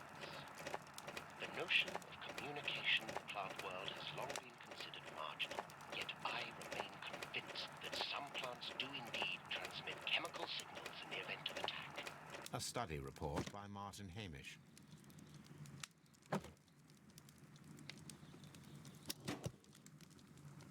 And it seems clear from these multiple experiments that plants do respond to their environment and have a form of consciousness. Margaret White, February 1895. Report number 245. Study report.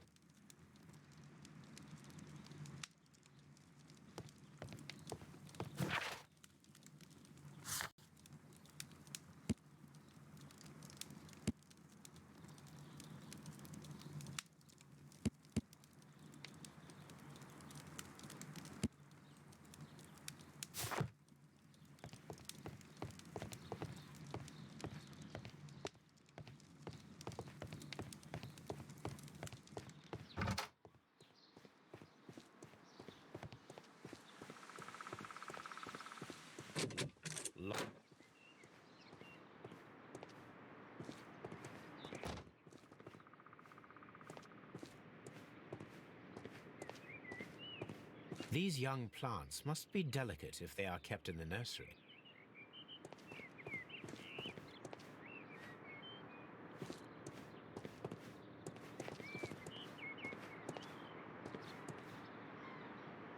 A master's degree diploma. It belongs to Martin Hamish. An award presented to Martin Hamish for Best Grower of the Year.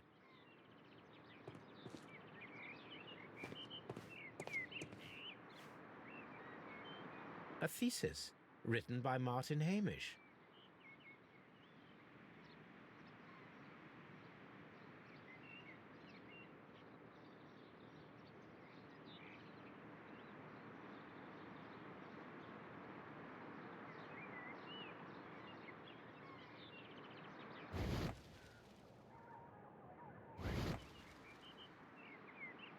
A glasses case. It is empty. This area serves as Martin Hamish's office.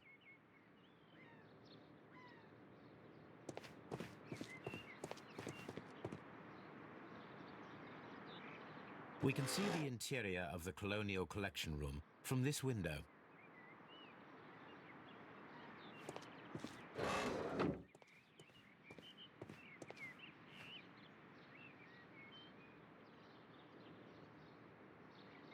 This poster is for an exhibition that Martin Hamish was directing, but it had nothing to do with Kew Gardens. This certificate belongs to Martin Hamish. He won a horticultural competition.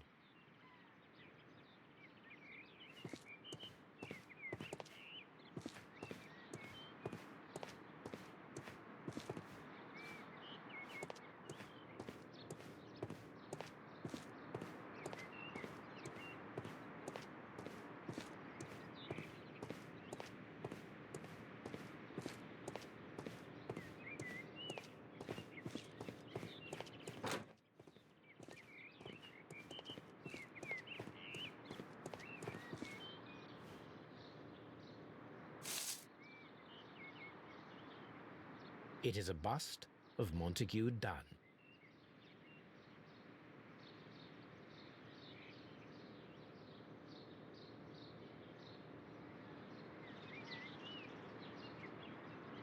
I am curious if the marble that we found will fit this place. Here it is. The marble fragment that we found in the Colonial Collection Room is what they have in common.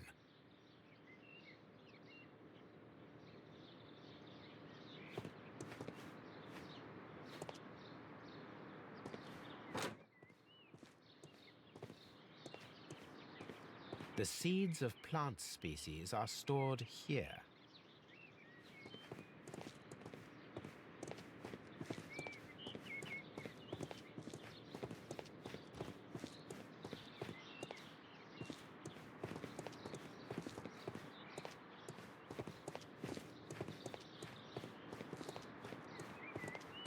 Locked.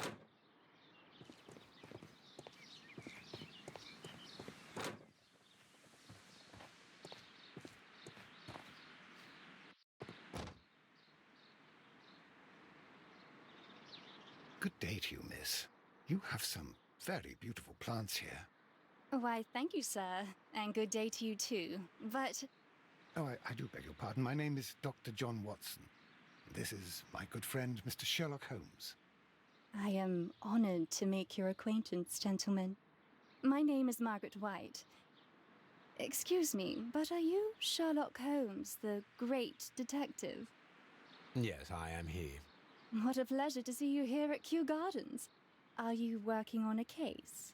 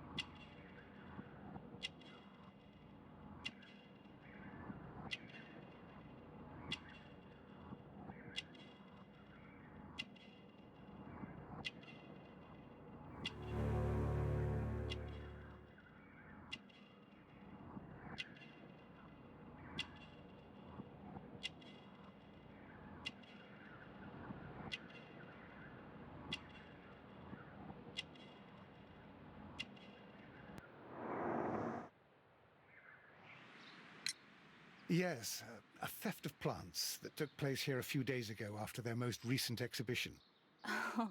Oh, yes, of course. I quite forgot about that. Oh, it's quite understandable that you might forget about the theft of the plants, miss, after the tragedy that took place here. Yes. The director was a truly good man.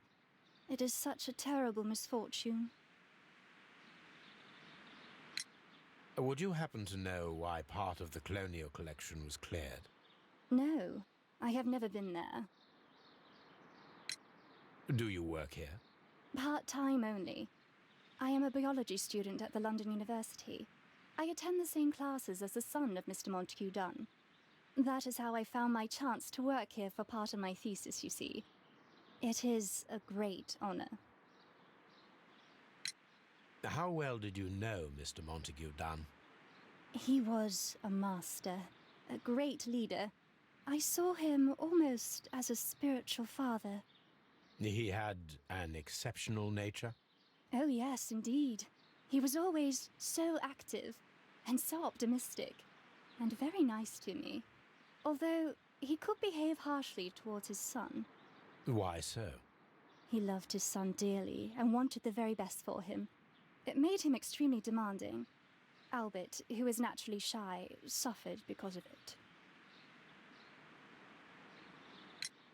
The Divine Syndicate. Does that name mean anything to you, by any chance? Not at all. But it is a very pretty name. Most of the doors in Kew Gardens are locked. Do you have a key to this room? Oh, yes. Albert gave me a set of duplicate keys. He agreed I might carry out my studies without disturbing him. It is only temporary. Thank you, miss. None of the 3 people who work at Kew Gardens know why half of the colonial collection was cleared. So, someone is lying. It is obvious. Poor Mr. Montague Dunn.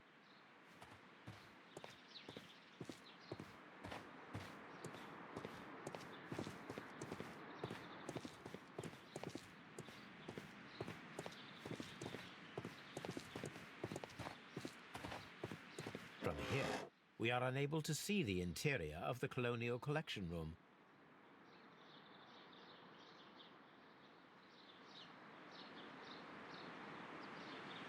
Materials for college study. They belong to Albert.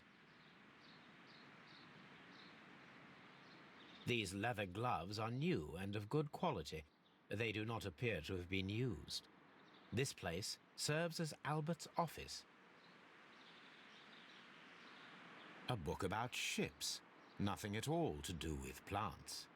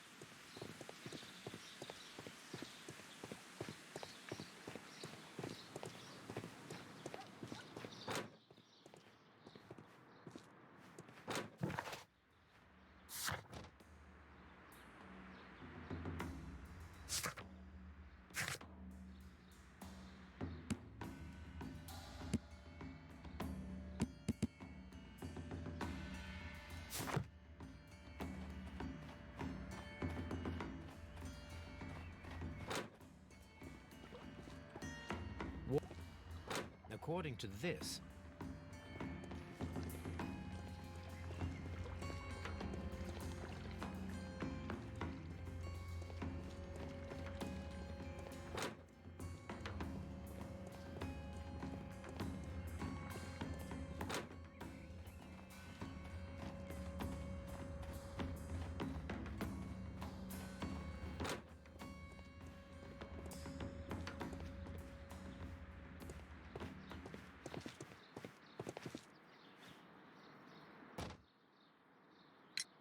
I perceive that you are passionate about the Royal Navy. Passionate? No, not really. I like ships, that is all. Are you quite sure? You do not seem to be so interested in plants. It's difficult, that's all. My future is here. It has never been about anything else.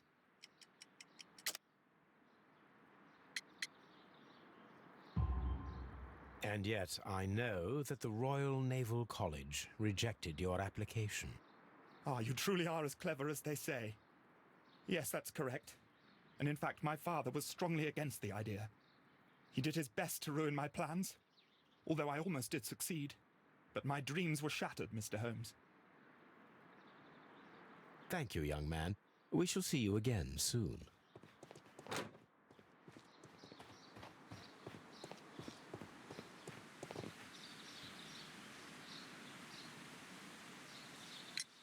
Mr. Hamish, was someone from your family connected with Kew Gardens? Family? No. I'm the only one with a passion for botany. I do not think so. This photograph of you and your father at Kew Gardens suggests the opposite. But you have no right to. Do tell us more about your father. He was, indeed, the greatest botanist of his time in the British Empire. He worked together with Montague Dunn until the end of his life. He brought me in at the age of 12. Did he get on well with Mr. Dunn? No, I couldn't say that. They expanded Kew Gardens together, that was all. And it was all my father's work, for Dunn always lived the high life. So Mr. Dunn was not helping your father? Oh, yes, he provided the financial support. And as far as he was concerned, that fulfilled his role. But the worst of it was, he declared himself as the master of Kew Gardens. Fame meant nothing to my father.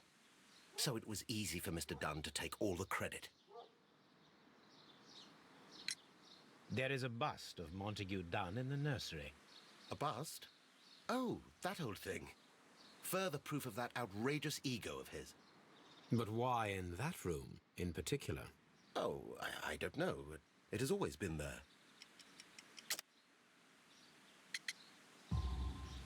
It is strange, because I recovered a fragment of the bust inside the Colonial Collection room. Really? Oh, well, so I am mistaken. It ought to have been removed during the cleanup. This room is so small. Do you know who moved it? I have no idea. Surely Mr. Dunn requested it. Do you have any more questions like this? Because fragments of rock are not my responsibility. Evidently. Thank you, Mr. Hamish. We shall continue our investigation.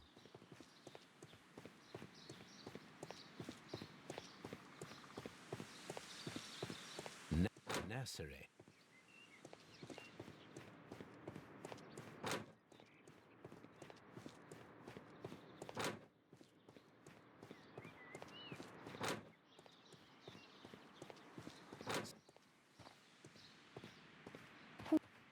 Poor Mr.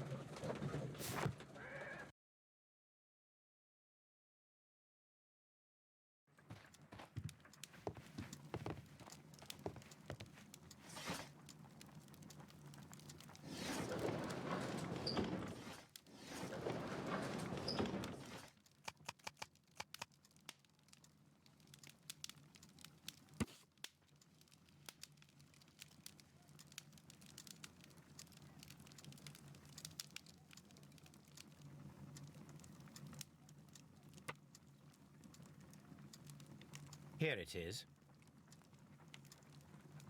And here is the Divine Syndicate's address. Perfect. It is time to find out what they have against Montague Dunn.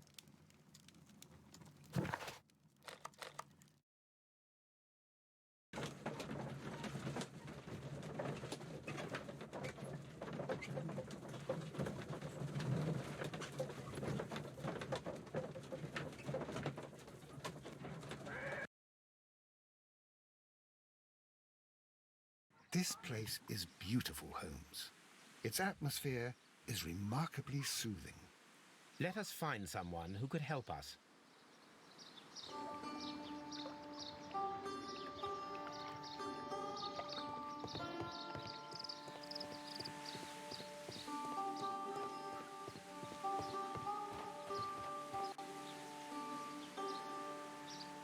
Good day to you, sir.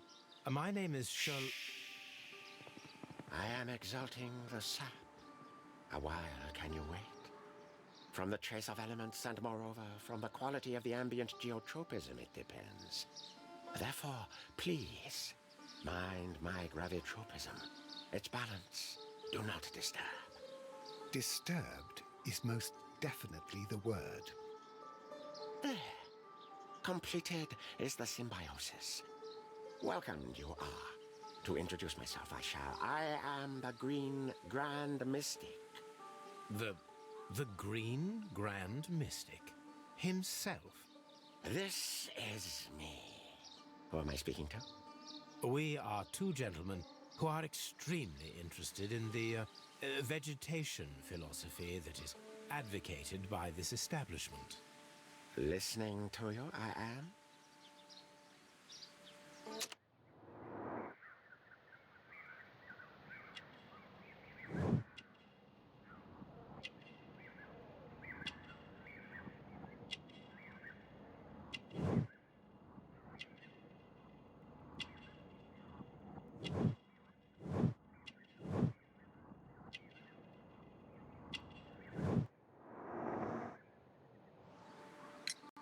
We should like to take a look around, to immerse ourselves in the wisdom that emanates from here. It is a school of anastomosis, the divine scholastic syndicate for vegetation veneration and meditation. You may say, the divine syndicate, glory to the eukaryotic. Only true devotees, those whose hearts are ready to spermatophize in sharing of knowledge, are permitted to physically enter our vegetable kingdom and its wisdom. And to be permitted, you must earn it. Yes.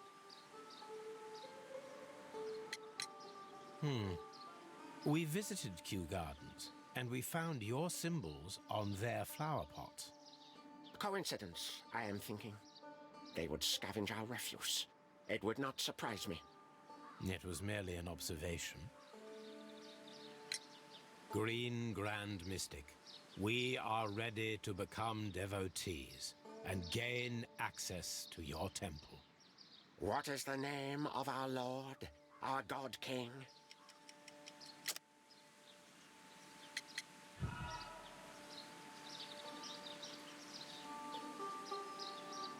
Green. What is the name of our Lord, our God King? Our God King's name is Treewan, Green Grand Mystic. Oh la, good, good, I like you. Here is the holy key to the wisdom place. Holy donation can you make whenever you so wish. Thank you so much. I pray you to taste our fertilizer substance. From the burdens of life it helps to free. But of course. Raw sap, it is called. It is near the entrance. Well, we will leave you to your meditation. Follow my path, and better you will feel.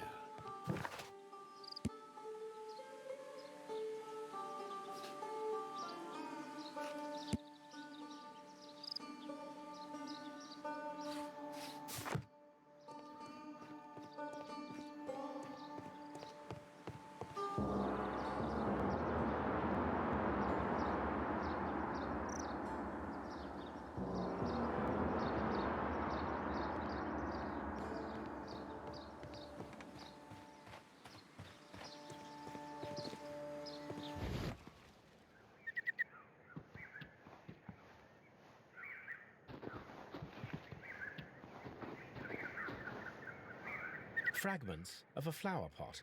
It fell down here. A fragment of a flower pot.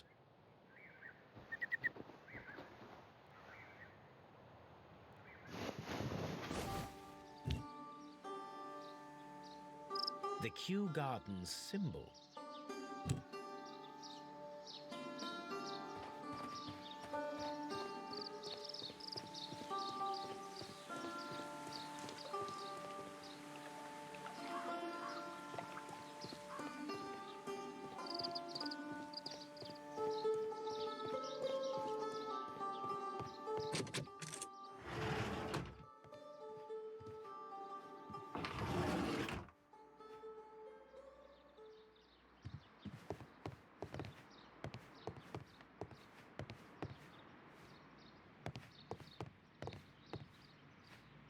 The list of plant friends and benefactors, lawyers, well-known manufacturers, political leaders.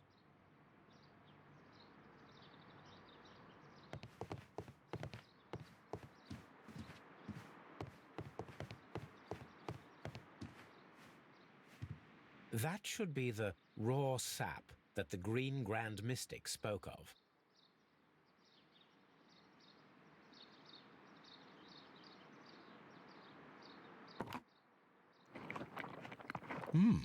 Tis rather delicious, and of an excellent quality. My word, Holmes. Their sap is like a form of cocaine.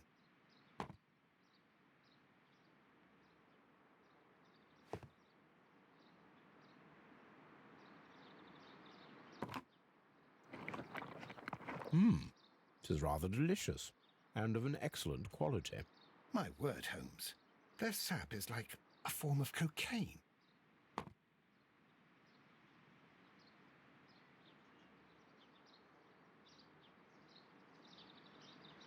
This Green Grand Mystic fellow seems rather suspicious, Holmes. We should search every inch of this place.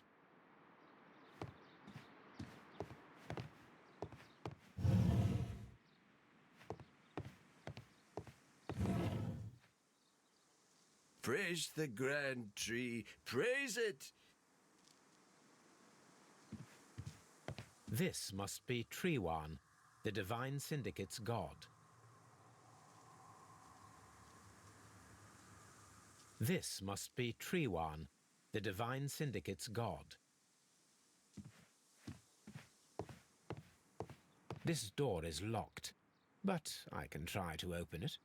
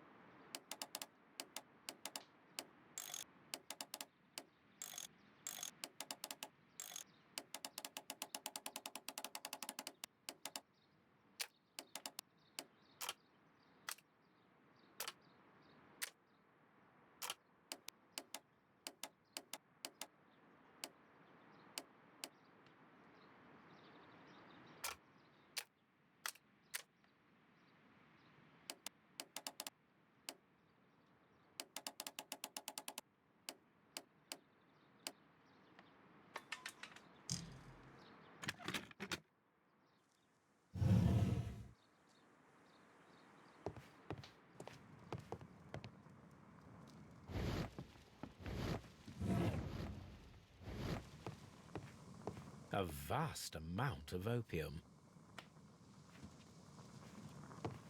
These instruments are used for smoking opium.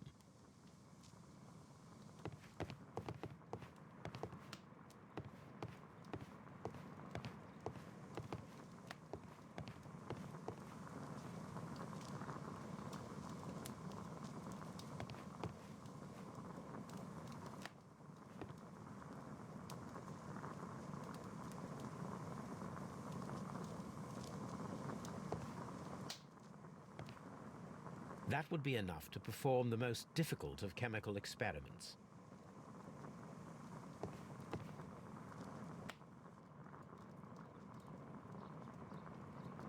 This cabinet is full of chemicals.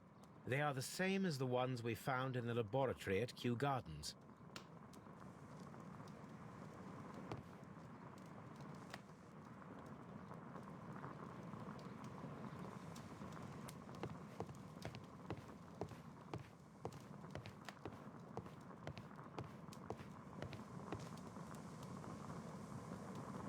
A vast amount of opium.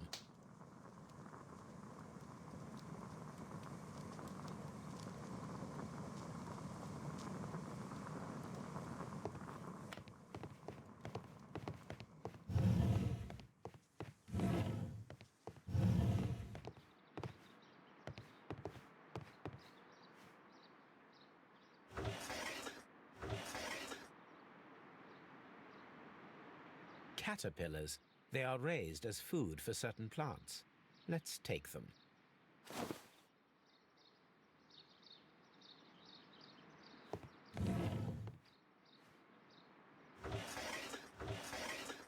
A tropical plant. Nothing of interest. A tropical plant. Nothing of interest.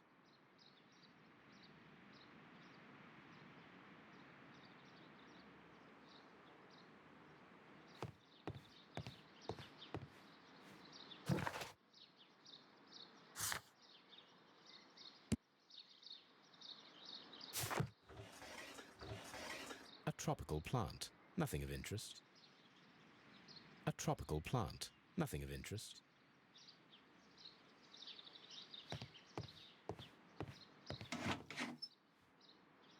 These three plants are identical to the ones shown at the exhibition. I shall take them.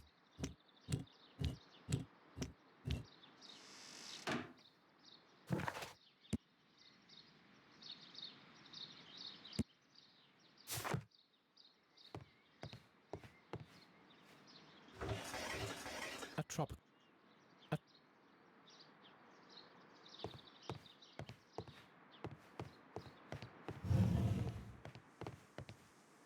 You came to make a donation?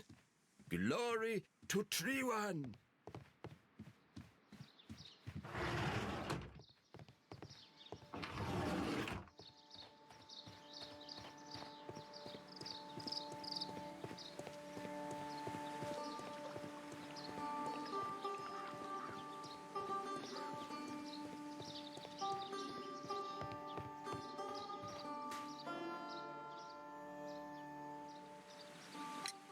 Do you have friends at Kew Gardens? None. Not worthy there.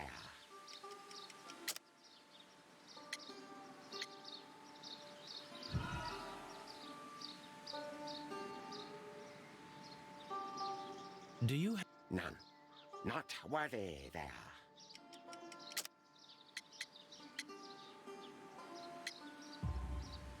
Nevertheless, we have seen Kew Gardens flower pots in your yard. How could they happen to be there? What? Our sacred place you permitted yourself to search? Sacrilege. No, really now.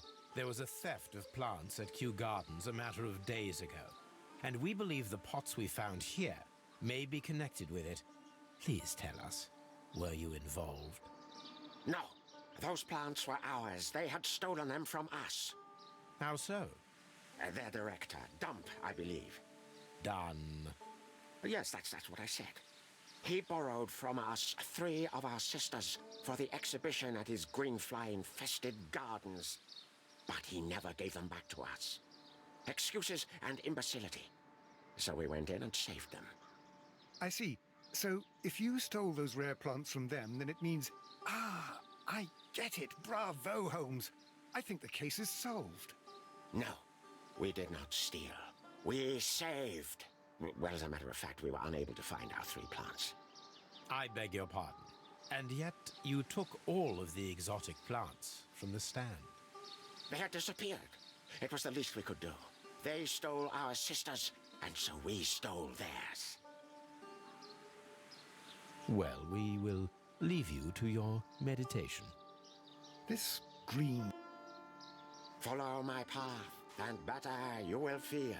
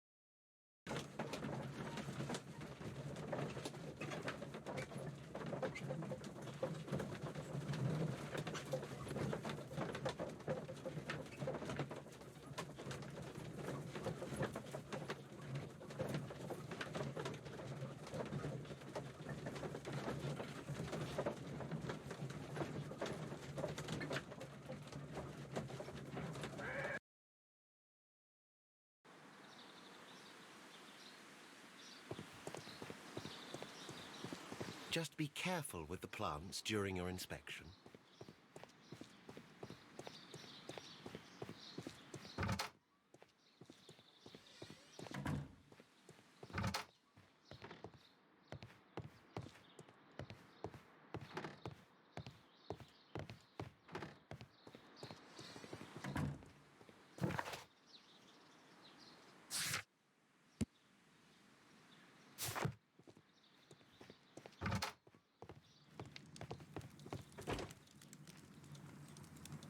Chemicals.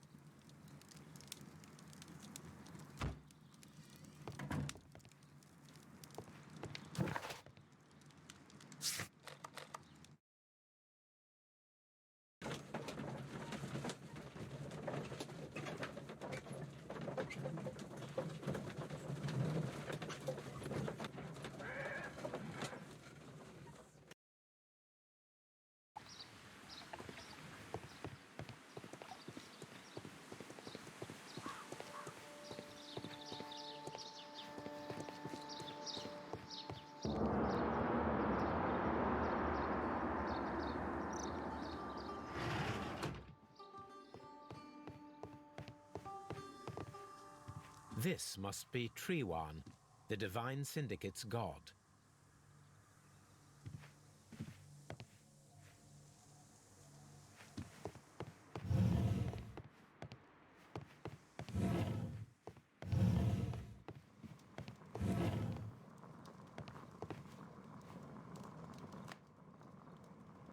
This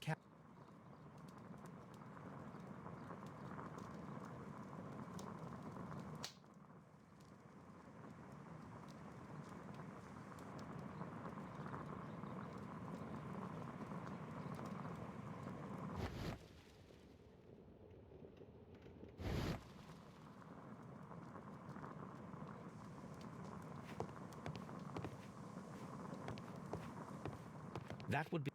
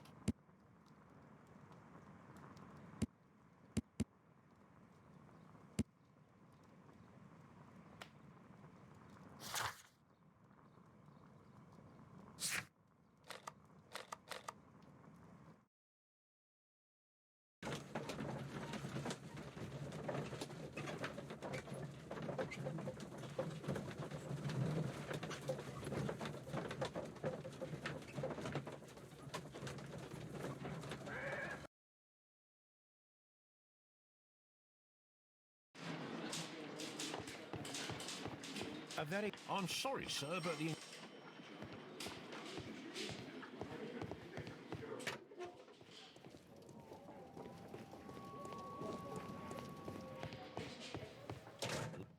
Locked.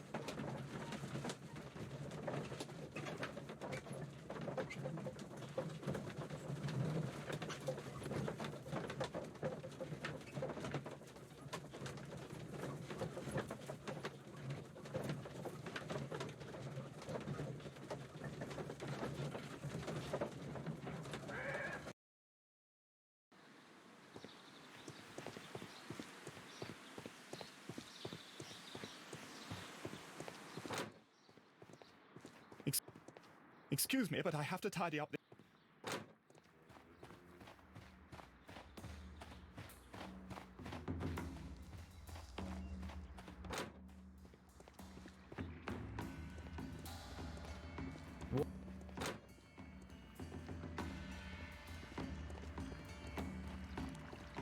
The plants were here. All of them were stolen.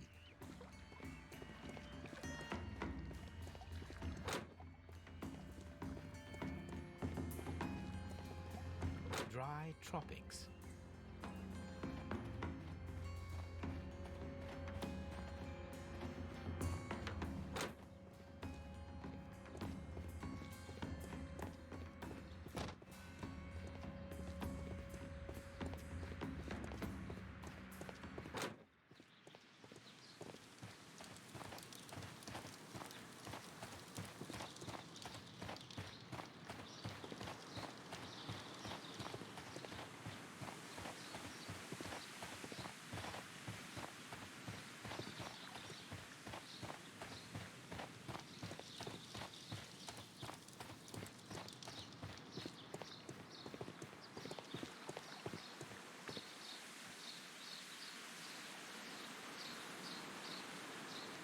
Director's office, cloakroom, and laboratory.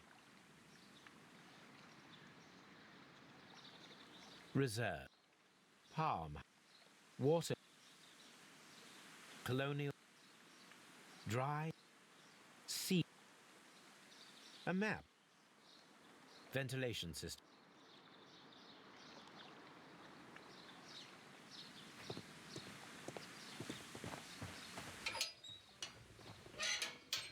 A ventilation system. It should regulate the temperature of the staff buildings.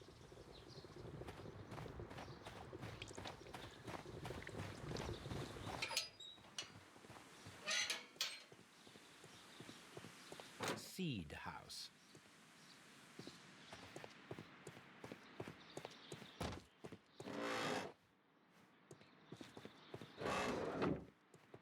Poor Mr. Montague Dunn.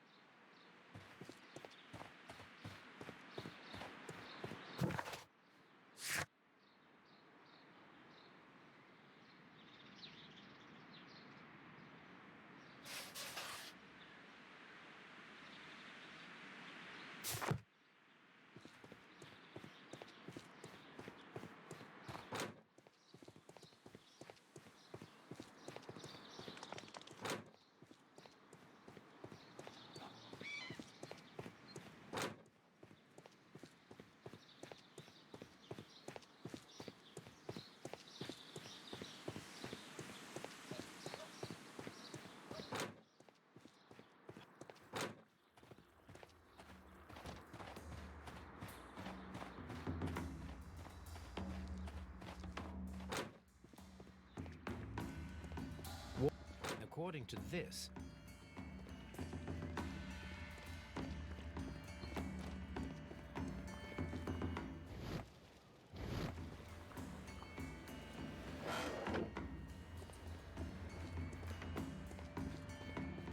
These plants come from all the territories of the British Empire.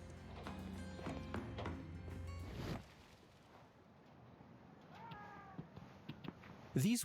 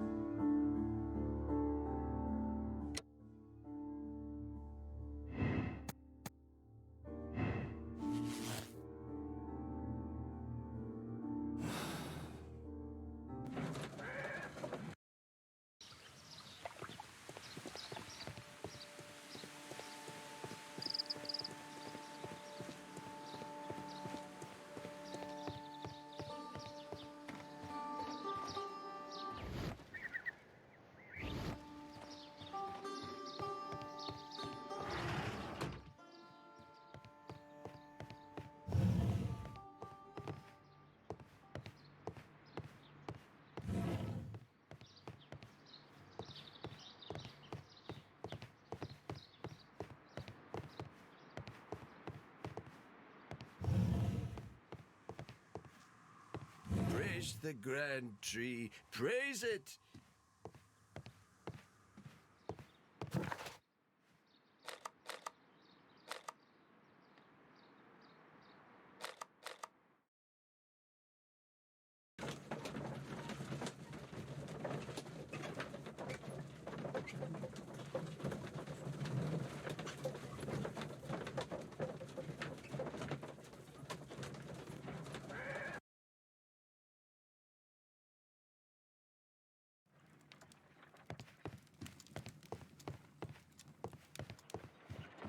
My analysis table.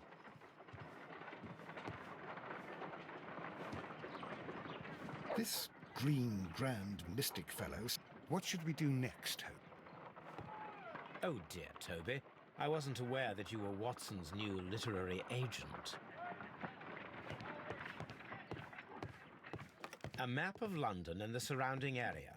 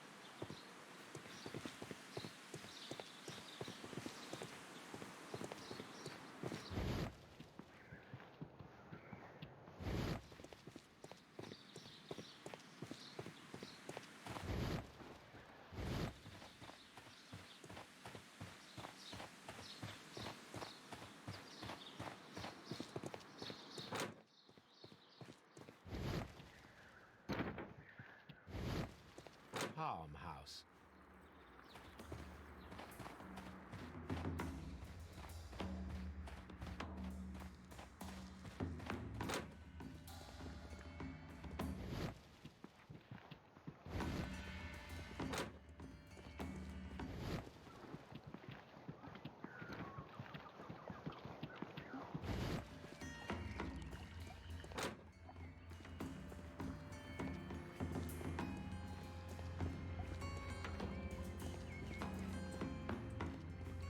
according to this...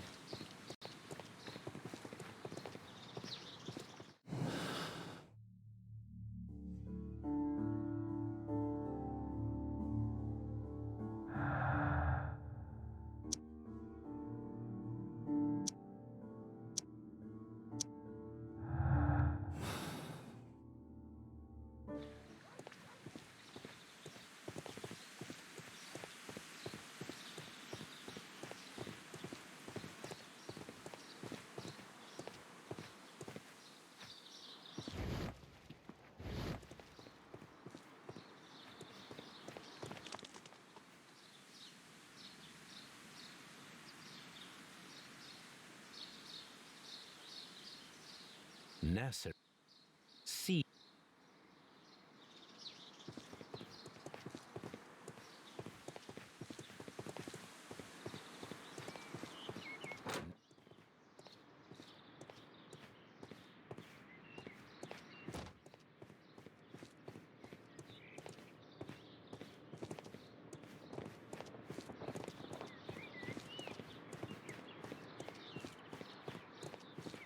What should we do next? The seeds of plant species are stored here.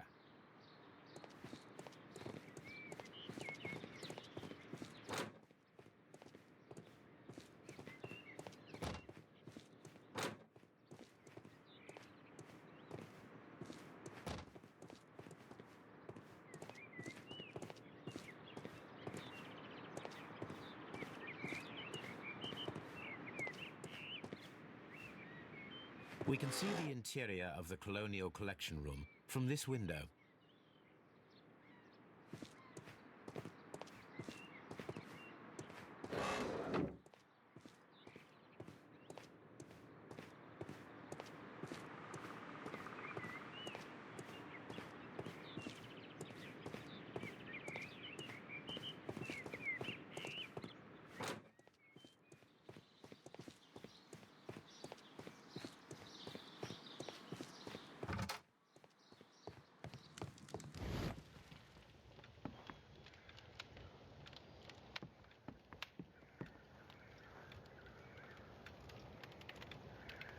There was a bottle here. It left behind a trace of the substance that pervaded the laboratory. Gold dust? Good heavens. What's it doing here? The gold is almost immune to chemical attacks, so it may be a valuable auxiliary for various experiments. But why would anyone perform such experiments in a botanical garden? Several drops of the substance were spilled. Someone carried this bottle around. Several drops of the substance were spilled. Someone carried this bottle around. The bottle is no longer here, but it is possible to detect a faint scent. We need a good nose.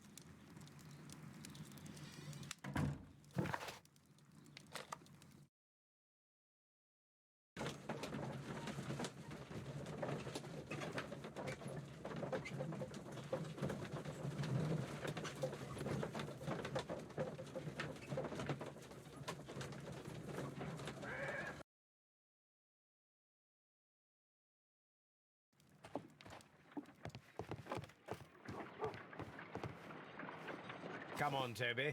We have some work for you to do. Let us go to Kew Gardens.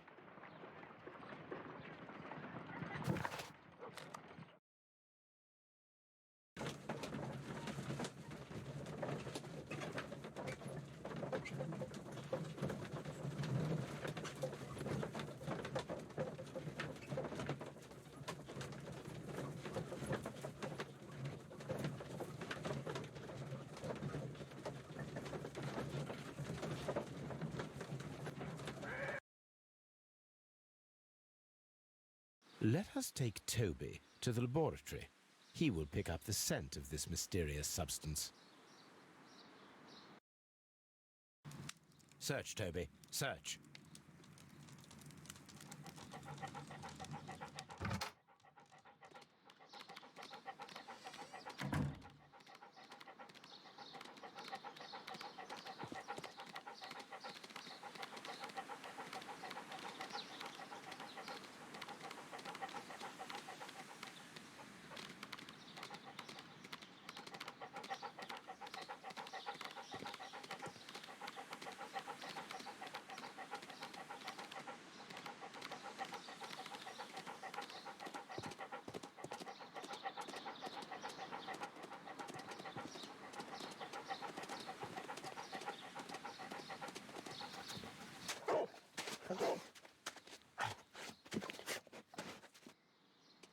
Congratulations, Toby.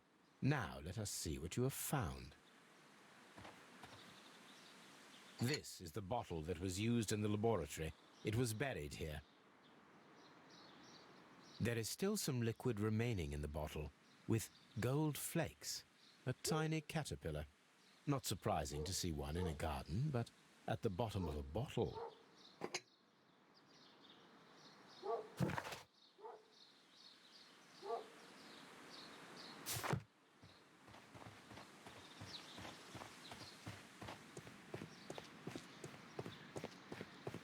Just be careful with the plants during your inspection.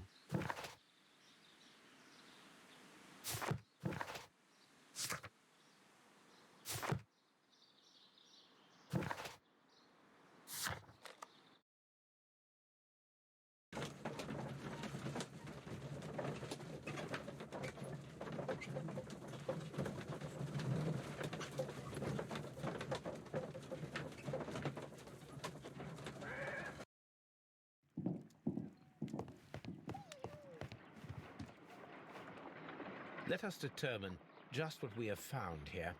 Let us pour liquid from the bottle into a test tube to perform an analysis.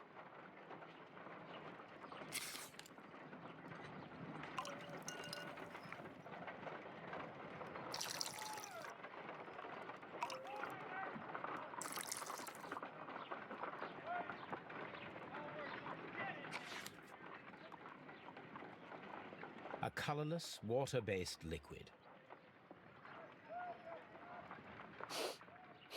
Quite a strong floral aroma. Holmes? What are you doing? It has a bitter taste. What if it's poisonous? Did you ever see poison stored in enormous jars like that? Anyway, there is a doctor nearby. So what do you think it is? It is some kind of organic compound. Let us vaporize the liquid and see what happens.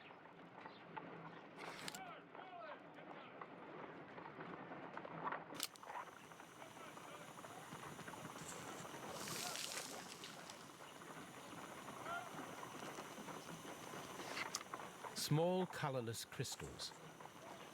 Colorless, tiny crystals that are soluble in water, with a floral smell and a bitter taste. Watson, could you pass me that small bottle, please? Of course. Here you are. Holmes, do you know what it is? Wagner's reagent. There was a label on the bottle that you passed to me. No, Holmes, I meant the bottle that we found. Let me add the reagent and see if there is any sediment, and then I shall tell you. I need to take a pipette and make several... I need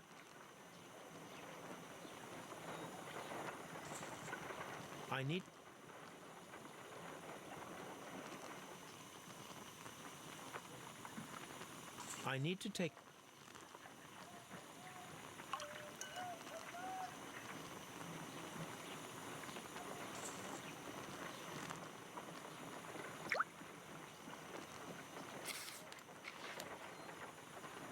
Red sediment, just as I suspected. This liquid is of organic origin. It contains some alkaloid. Most likely it is unstable, and that is why there is a quantity of gold dust to prevent contamination. This mixture is probably a fertilizer. Someone was carrying out unusual experiments in the garden's laboratory. My analysis table.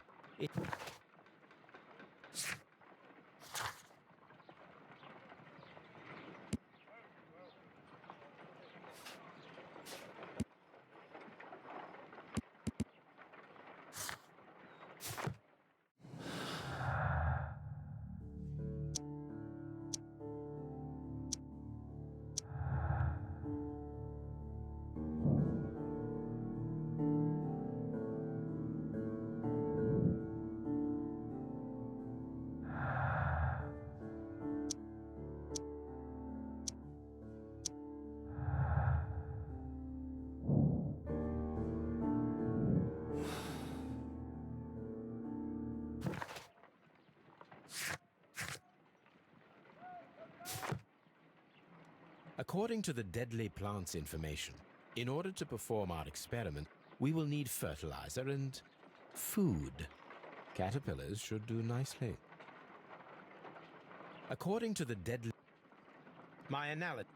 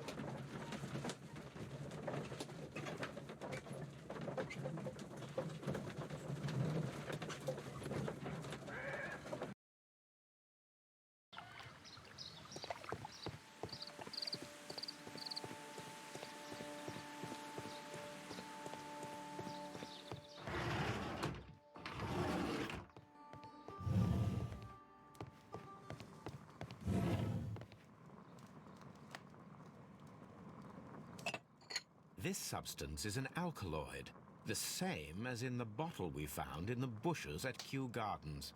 Perfect, Watson. We can begin our experiment.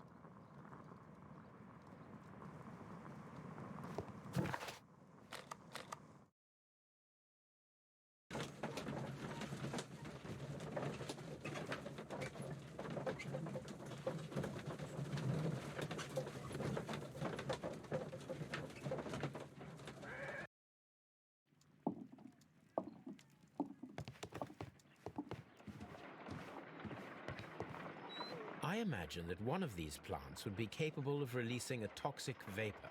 I need to find out exactly how it could be done. I shall begin now. Watson, if you are at all optimistic to have dinner this evening, then I'd recommend that you put on the gas mask. A carnivorous plant. This is a strange and unusual plant. A prickly plant.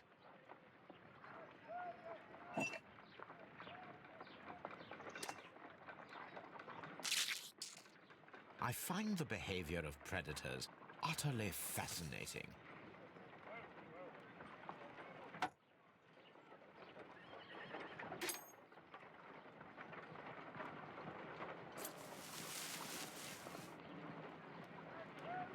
It appears to have fallen inactive after being disturbed. No reaction. My word, it shot a spike at me after I stabbed it with a pin. I imagined that its reaction would be ferocious if I increased the strength of my attack. My...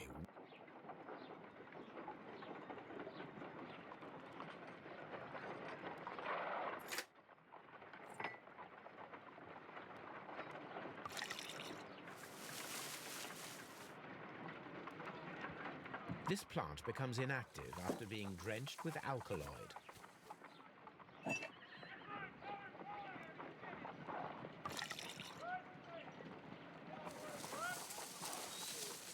It appears to open after being soaked with alkaloid.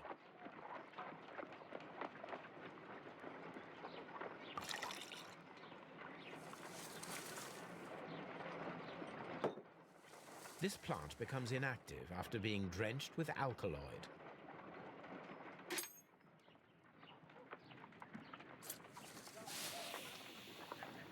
It closed again.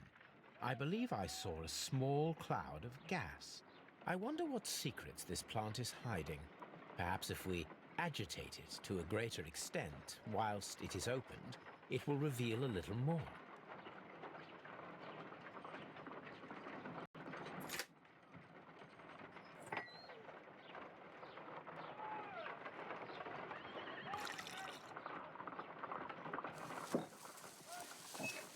It appears to open.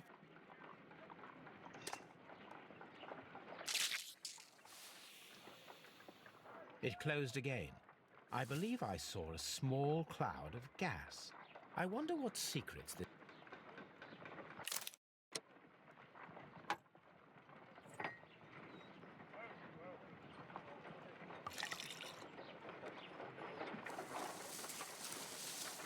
It appears to open after being soaked with alkaloid. This plant becomes in...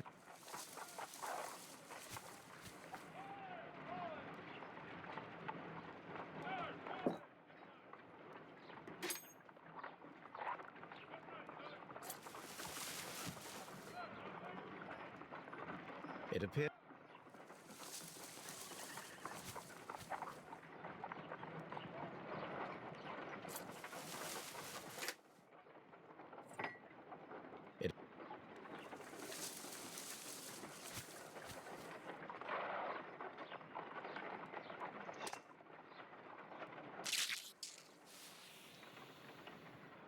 I wonder what's...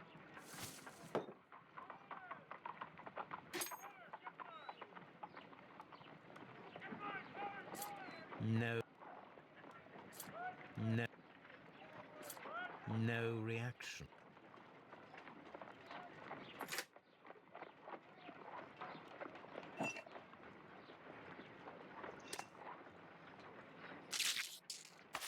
How interesting.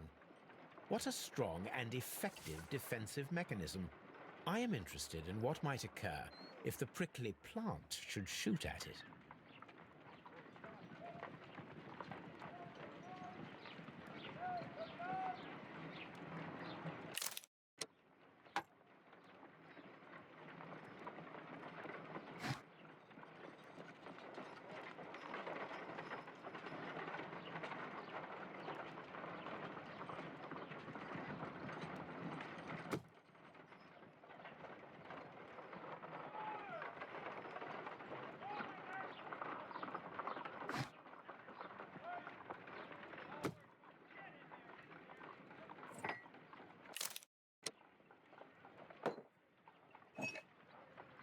This plant seems to have had... This plant...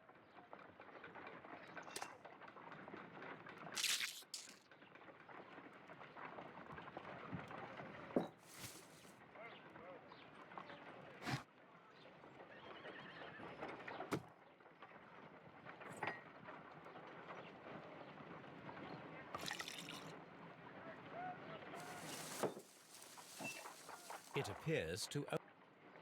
This plant...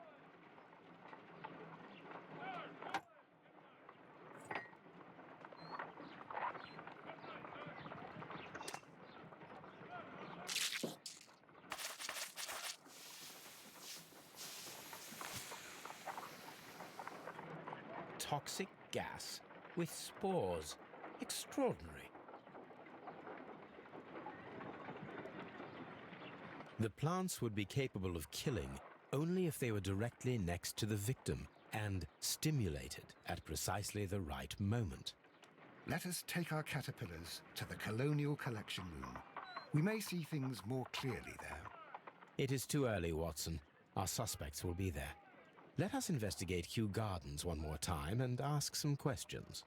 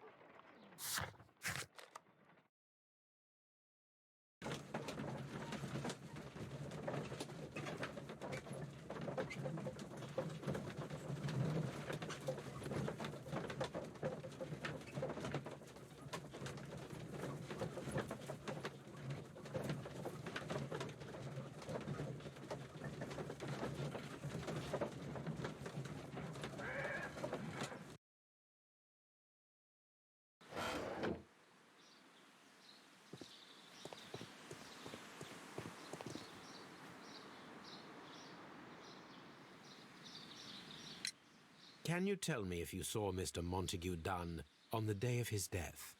Yes, of course. I met him, and we went to see Albert, his son, at around 9:30. He appeared quite calm.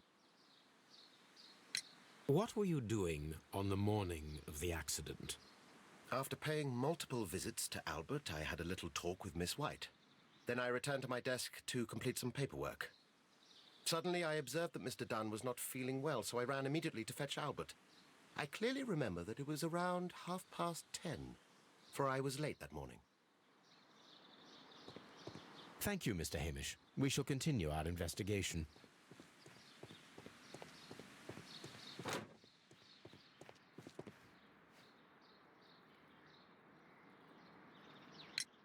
Your father's death does seem highly suspicious. What were your movements here on that day? Suspicious? Well, I was working in the seed house, taking care of Lysa something, or Lear Pontus, or... No, wait. Ah, these Latin names. And I spent so many hours trying to memorize them. Did you see your father that day? Yes. He came here with Mr. Hamish for his weekly visit. There was nothing unusual about that. And then? Nothing. They stepped out to the backyard. It was perhaps 20 minutes before 10 o'clock. Then about 10 minutes later, I saw my father heading for the dry tropics room while Mr. Hamish returned here. And Mr. Hamish and Miss White, what were they both doing that morning?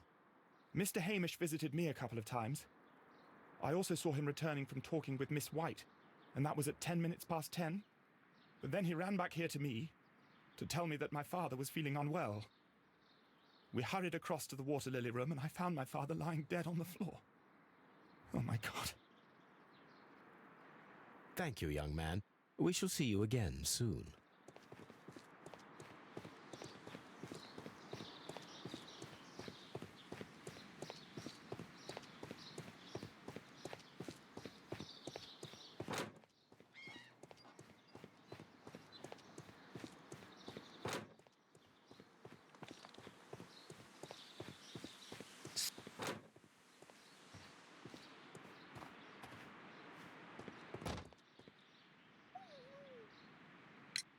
Can you tell me what Mr. Dunn was doing upon the day of his death? I can, but there is nothing very special to say. I was in the laboratory when I saw Mr. Dunn heading towards me. Tuesday is the day of his weekly visit. It was supposed to be at 9, but he was 10 minutes late, as usual. And then? Well, he came in to say good morning. Then I saw him spend 2 or 3 minutes by the plants outside the laboratory. After that, he ran out in the direction of the nursery, where Mr. Hamish was working. He was always in a rush during the inspection, you see. I would pity anyone who stood in his way. And that was the last time you saw him? Yes. I stayed in the laboratory until 20 minutes to 11, when I heard the cries of Albert and Mr. Hamish from the large glass house. I joined them as soon as I could, for I knew that something must be very wrong. What exactly were you doing in the laboratory? I was recording an experiment for my thesis. I only stopped my work once when Mr. Hamish visited me briefly around 10 o'clock. You say you were recording an experiment when the tragedy occurred. Might I listen to the roll? Certainly. Please do. You will find it in the laboratory. It is number 320. Thank you, miss. Everyone has gone, Holmes. The way is clear.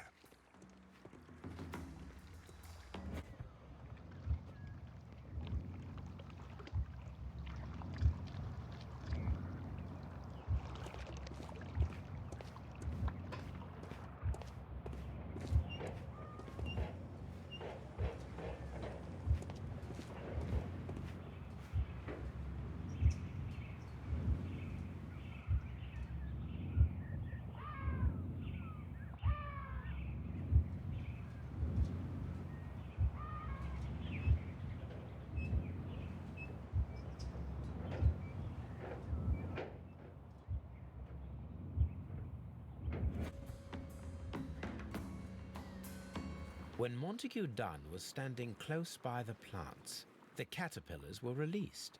and caused the deadly spores to activate. Panicking, and likely already half asphyxiated, Montague Dunn started back and knocked over the bust. He rushed to the door, but it was locked. He had to force it open with his shoulder. We already know the outcome. Montague Dunn collapsed and died not far from the pool. Well, it is time to perform our experiment on the ventilation system.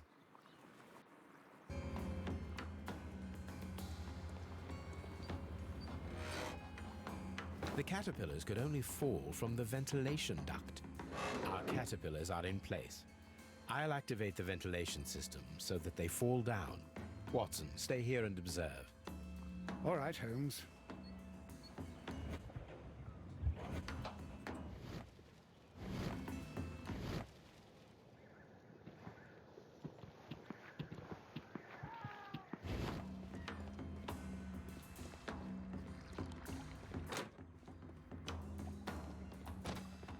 The dry tropics.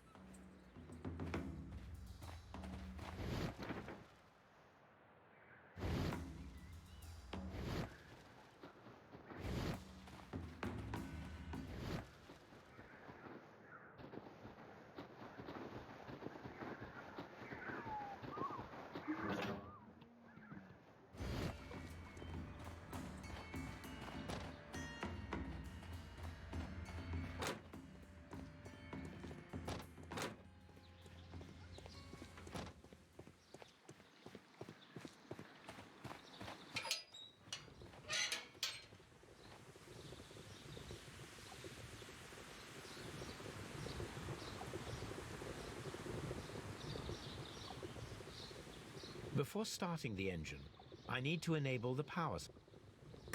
The power is on.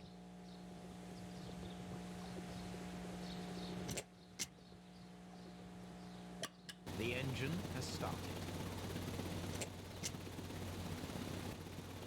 The ventilation system is working.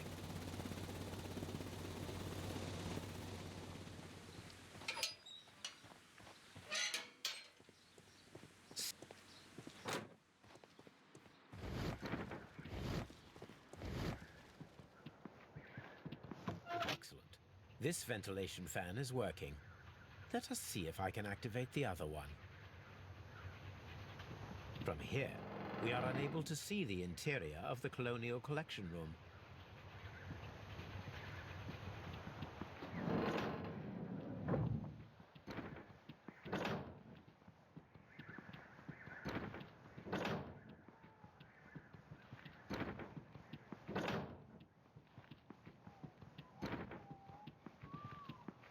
Perfect. Now I just need to find Watson to check the result. It works perfectly, Holmes. Bravo. Now, if you could just help me to get rid of these caterpillars. Perfect. Now we know how the murder of Montague Dunn was carried out, by activating both Albert's and Mr. Hamish's fans. But only from Mr. Hamish's workplace would it be possible to see when Montague Dunn entered the Colonial Collection Room. What should we do?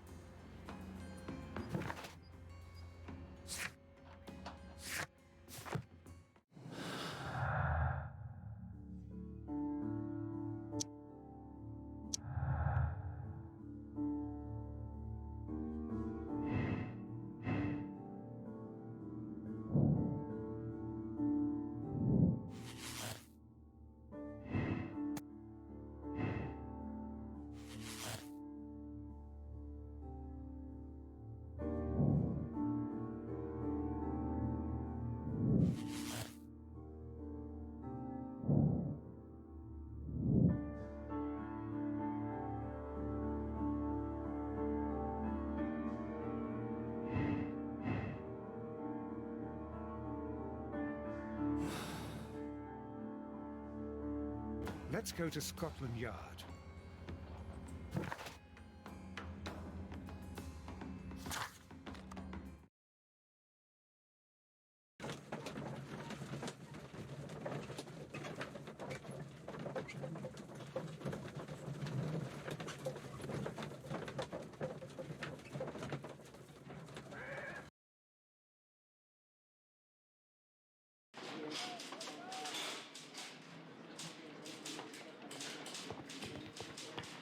A very good day to you, my friend.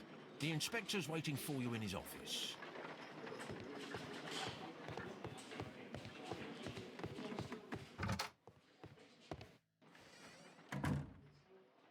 Inspector, I believe that Martin Hamish is guilty of the murder of Montague Dunn. Aha! I knew it. I'll send the lads around to arrest him.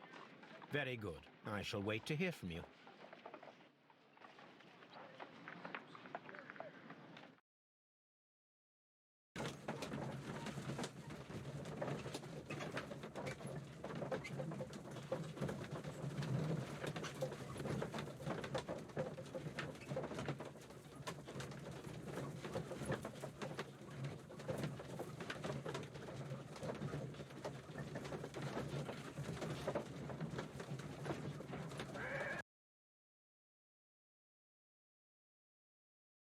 Inspector, I came here as quickly as I could. Martin Hamish is in the large glass house. There's no need to hurry.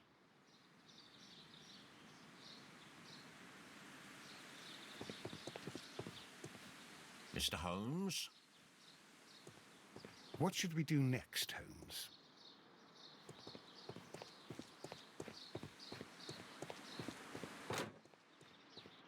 Farmhouse.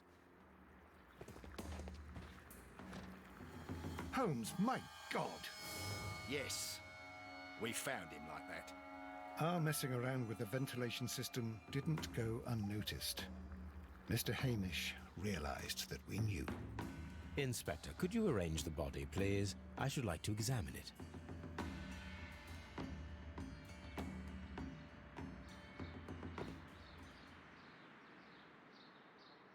The mark around the neck is very visible. He died instantly.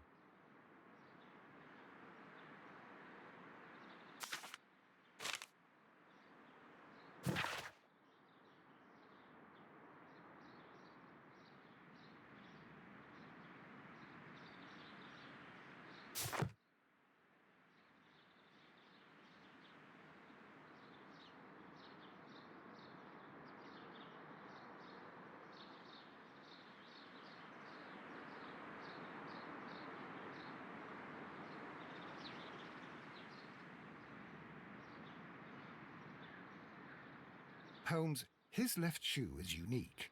This anomaly is often a characteristic of... A club foot. Bravo, Watson. That is the key element of this case.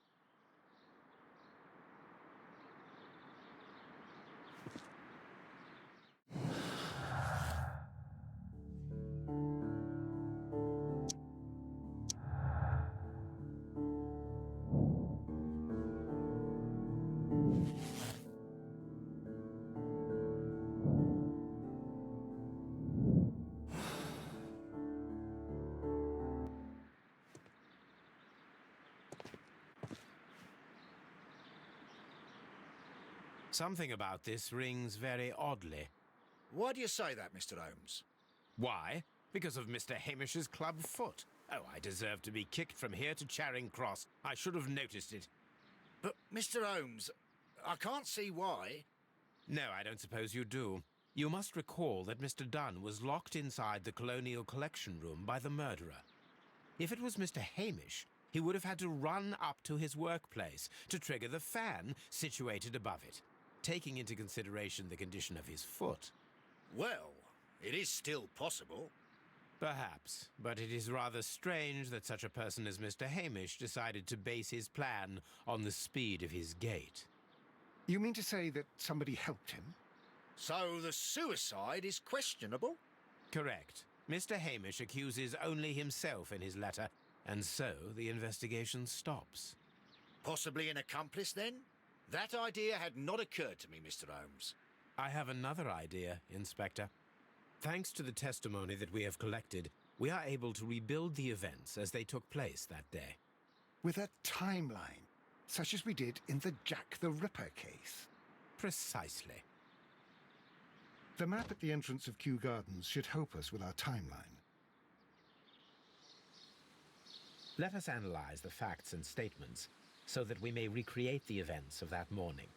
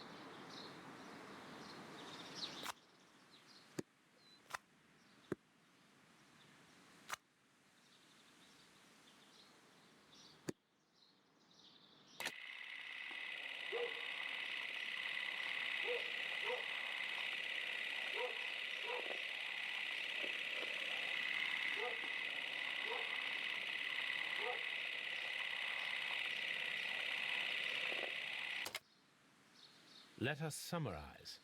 Montague Dunn was poisoned inside the Colonial Collection Room. He forced open the door, which means that someone locked him inside there at 10:20. Martin Hamish was last seen at 10:10. This means that he has approximately 10 minutes to lock the door of the Colonial Collection Room. Given that he was club-footed, it is doubtful. Albert also has 10 minutes to lock the door of the Colonial Collection Room, which is quite enough time. Miss White was last seen at 10 o'clock, which means that she had approximately 20 minutes to lock the door. More than enough time. Perfect, Watson. Now, let us ascertain who assisted Martin Hamish in killing Montague Dunn.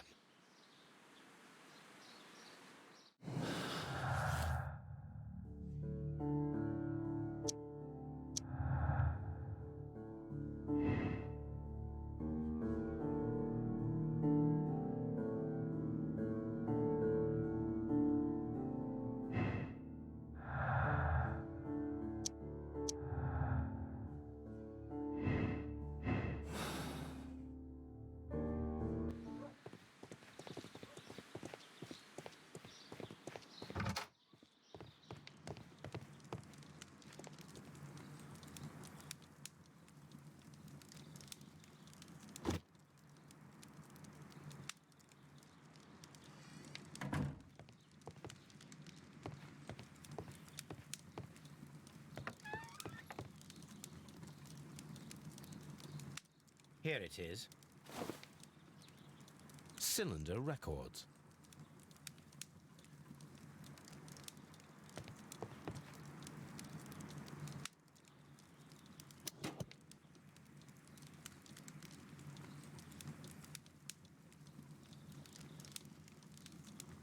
These plants, classified as shrubs or grasses, have adapted to their arid environment due to a system of underground roots. This recording seems very long. It is unnecessary to listen to all of it. Miss White was in the laboratory, as she told us.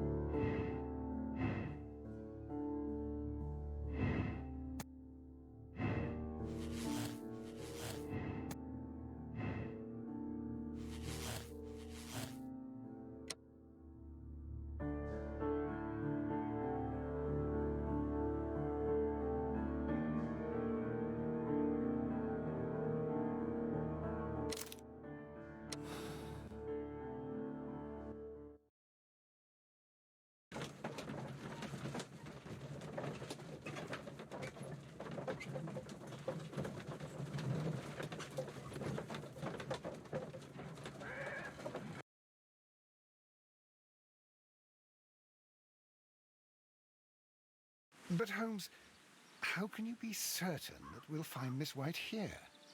It is obvious, Watson. Just use your brain. I am using it. I do use it. Now that the rope has tightened around Martin Hamish, Miss White must act to erase all traces of her implication. After the suicide of her accomplice, there is one final trace remaining: the deadly plants of the Divine Syndicate. She will be there. Very good. Shall we go? Just one moment. Now listen to me, Watson. I shall see her alone. You will conceal yourself behind her, quietly. Whatever are you planning? Nothing spectacular. The impulses of women have always been a mystery to me, but she is a bold one, and so we must be cautious. All right. You can count on me, Holmes.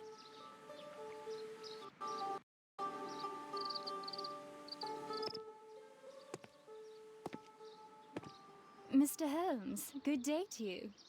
You do not seem surprised, Miss White. Well, I was expecting you. Not for too long, I believe. So please tell me, as it is still unclear, who planned the murder? Was it you? You were wrong, Mr. Holmes. It was Martin Hamish, then. You managed to convince him to take on a more prominent role. You could not be further from the truth. You think that you can fool me? You don't care what I think. I am not blaming you, Miss White. You are a young and brilliant woman, trapped in a dull and hostile world. Life has never been easy, men in particular. You... It is hopeless. Indeed. Well, it may be true that I cannot yet change the world, but I can spare your life. My life. There is nothing left to save. I have lost everything. Do you hear me? Everything! And you were just like all the others. You would abuse and take advantage of a vulnerable woman. I hardly think so. Now just listen to me. I've tried so hard, but I have had enough. Miss White, no!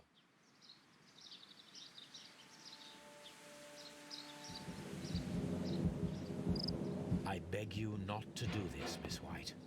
Don't come any closer.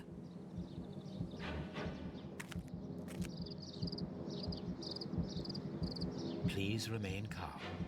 We can help you. Not one step further. Don't try to stop me. Stop this foolishness. You cannot truly want to die. No, it's too late.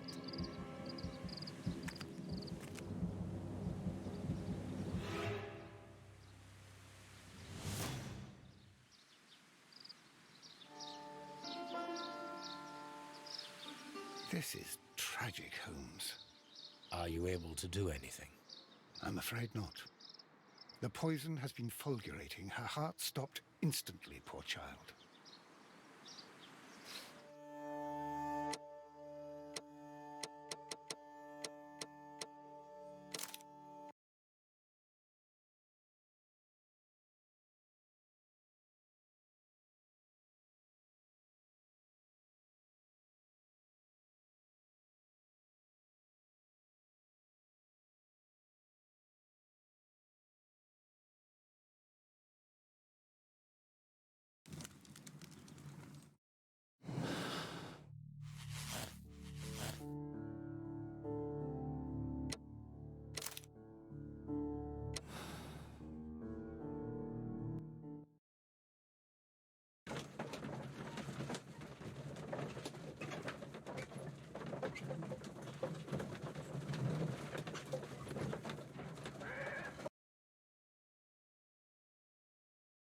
But Holmes...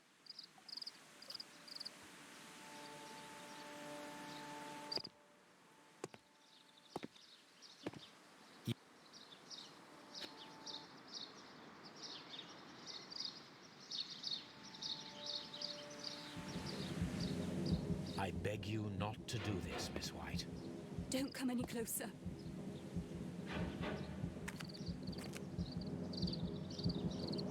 Please remain calm. We can help you. Not one step further. Don't try to stop me. this foolishness. You cannot truly want to die. No, it's too late.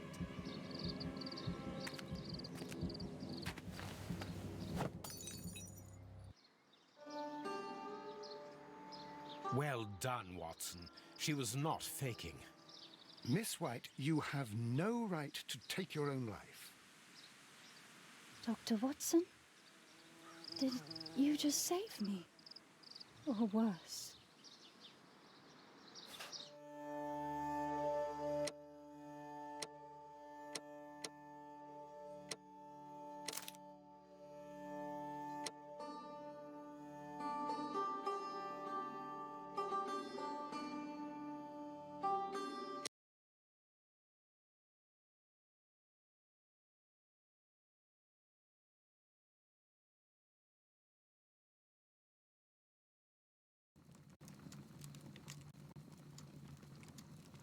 Where are you going, Holmes? Have you been invited somewhere? We have been invited, Watson. We have. Where to? To the Baker Street Irregulars' annual dinner. They sent us an invitation. It is on the table. A dinner? How could those street urchins afford anything like that? I can't understand your interest in them, Holmes. They're dirty. They wouldn't hesitate to steal your wallet. Watson, you should be excited. It is a secret dinner. Its location changes every year. Read the menu. Sounds mouth-watering. All right. We, the secret police of Baker Street, invite you, Sherlock Holmes, and Dr. Watson to our annual dinner. Menu, entree, frozen rat head salad. Is this a joke? Not at all. Pray continue. Main course, sow's udder in Danny Nutcracker's way. Sounds disgusting, Holmes. Hedgehog goulash. Street turnips in homemade juice. And it goes on. I can hear them on the stairs now. Oh, we can't go there. We can't eat that. Watson, you'll hurt the feelings of those poor children. We have to go. Oh, Mr. Holmes. It is fine, Mrs. Hudson. Mr. Holmes! Wiggins, Dr. Watson is getting ready. He will be delighted to join us. You don't look well, my young man. Is there something wrong? Don't tell me the dinner is cancelled. Mr. Holmes, it's my brother Leighton. He's in a prison cell. They say he's killed 2 men. You have to help us, Mr. Holmes, because I know he didn't do it. Where is he now? From what I've heard, they took him to the yard, and they gave him a good beating already. You know what they're like. They'll hang him. They won't look any further. Holmes, we have to help him. And forget about the dinner? Wiggins, I'll take the case. You're fantastic, Mr. Holmes. I'll be waiting for you at the crime scene. You'll be there, right? It's on Half Moon Street in Whitechapel. Very well.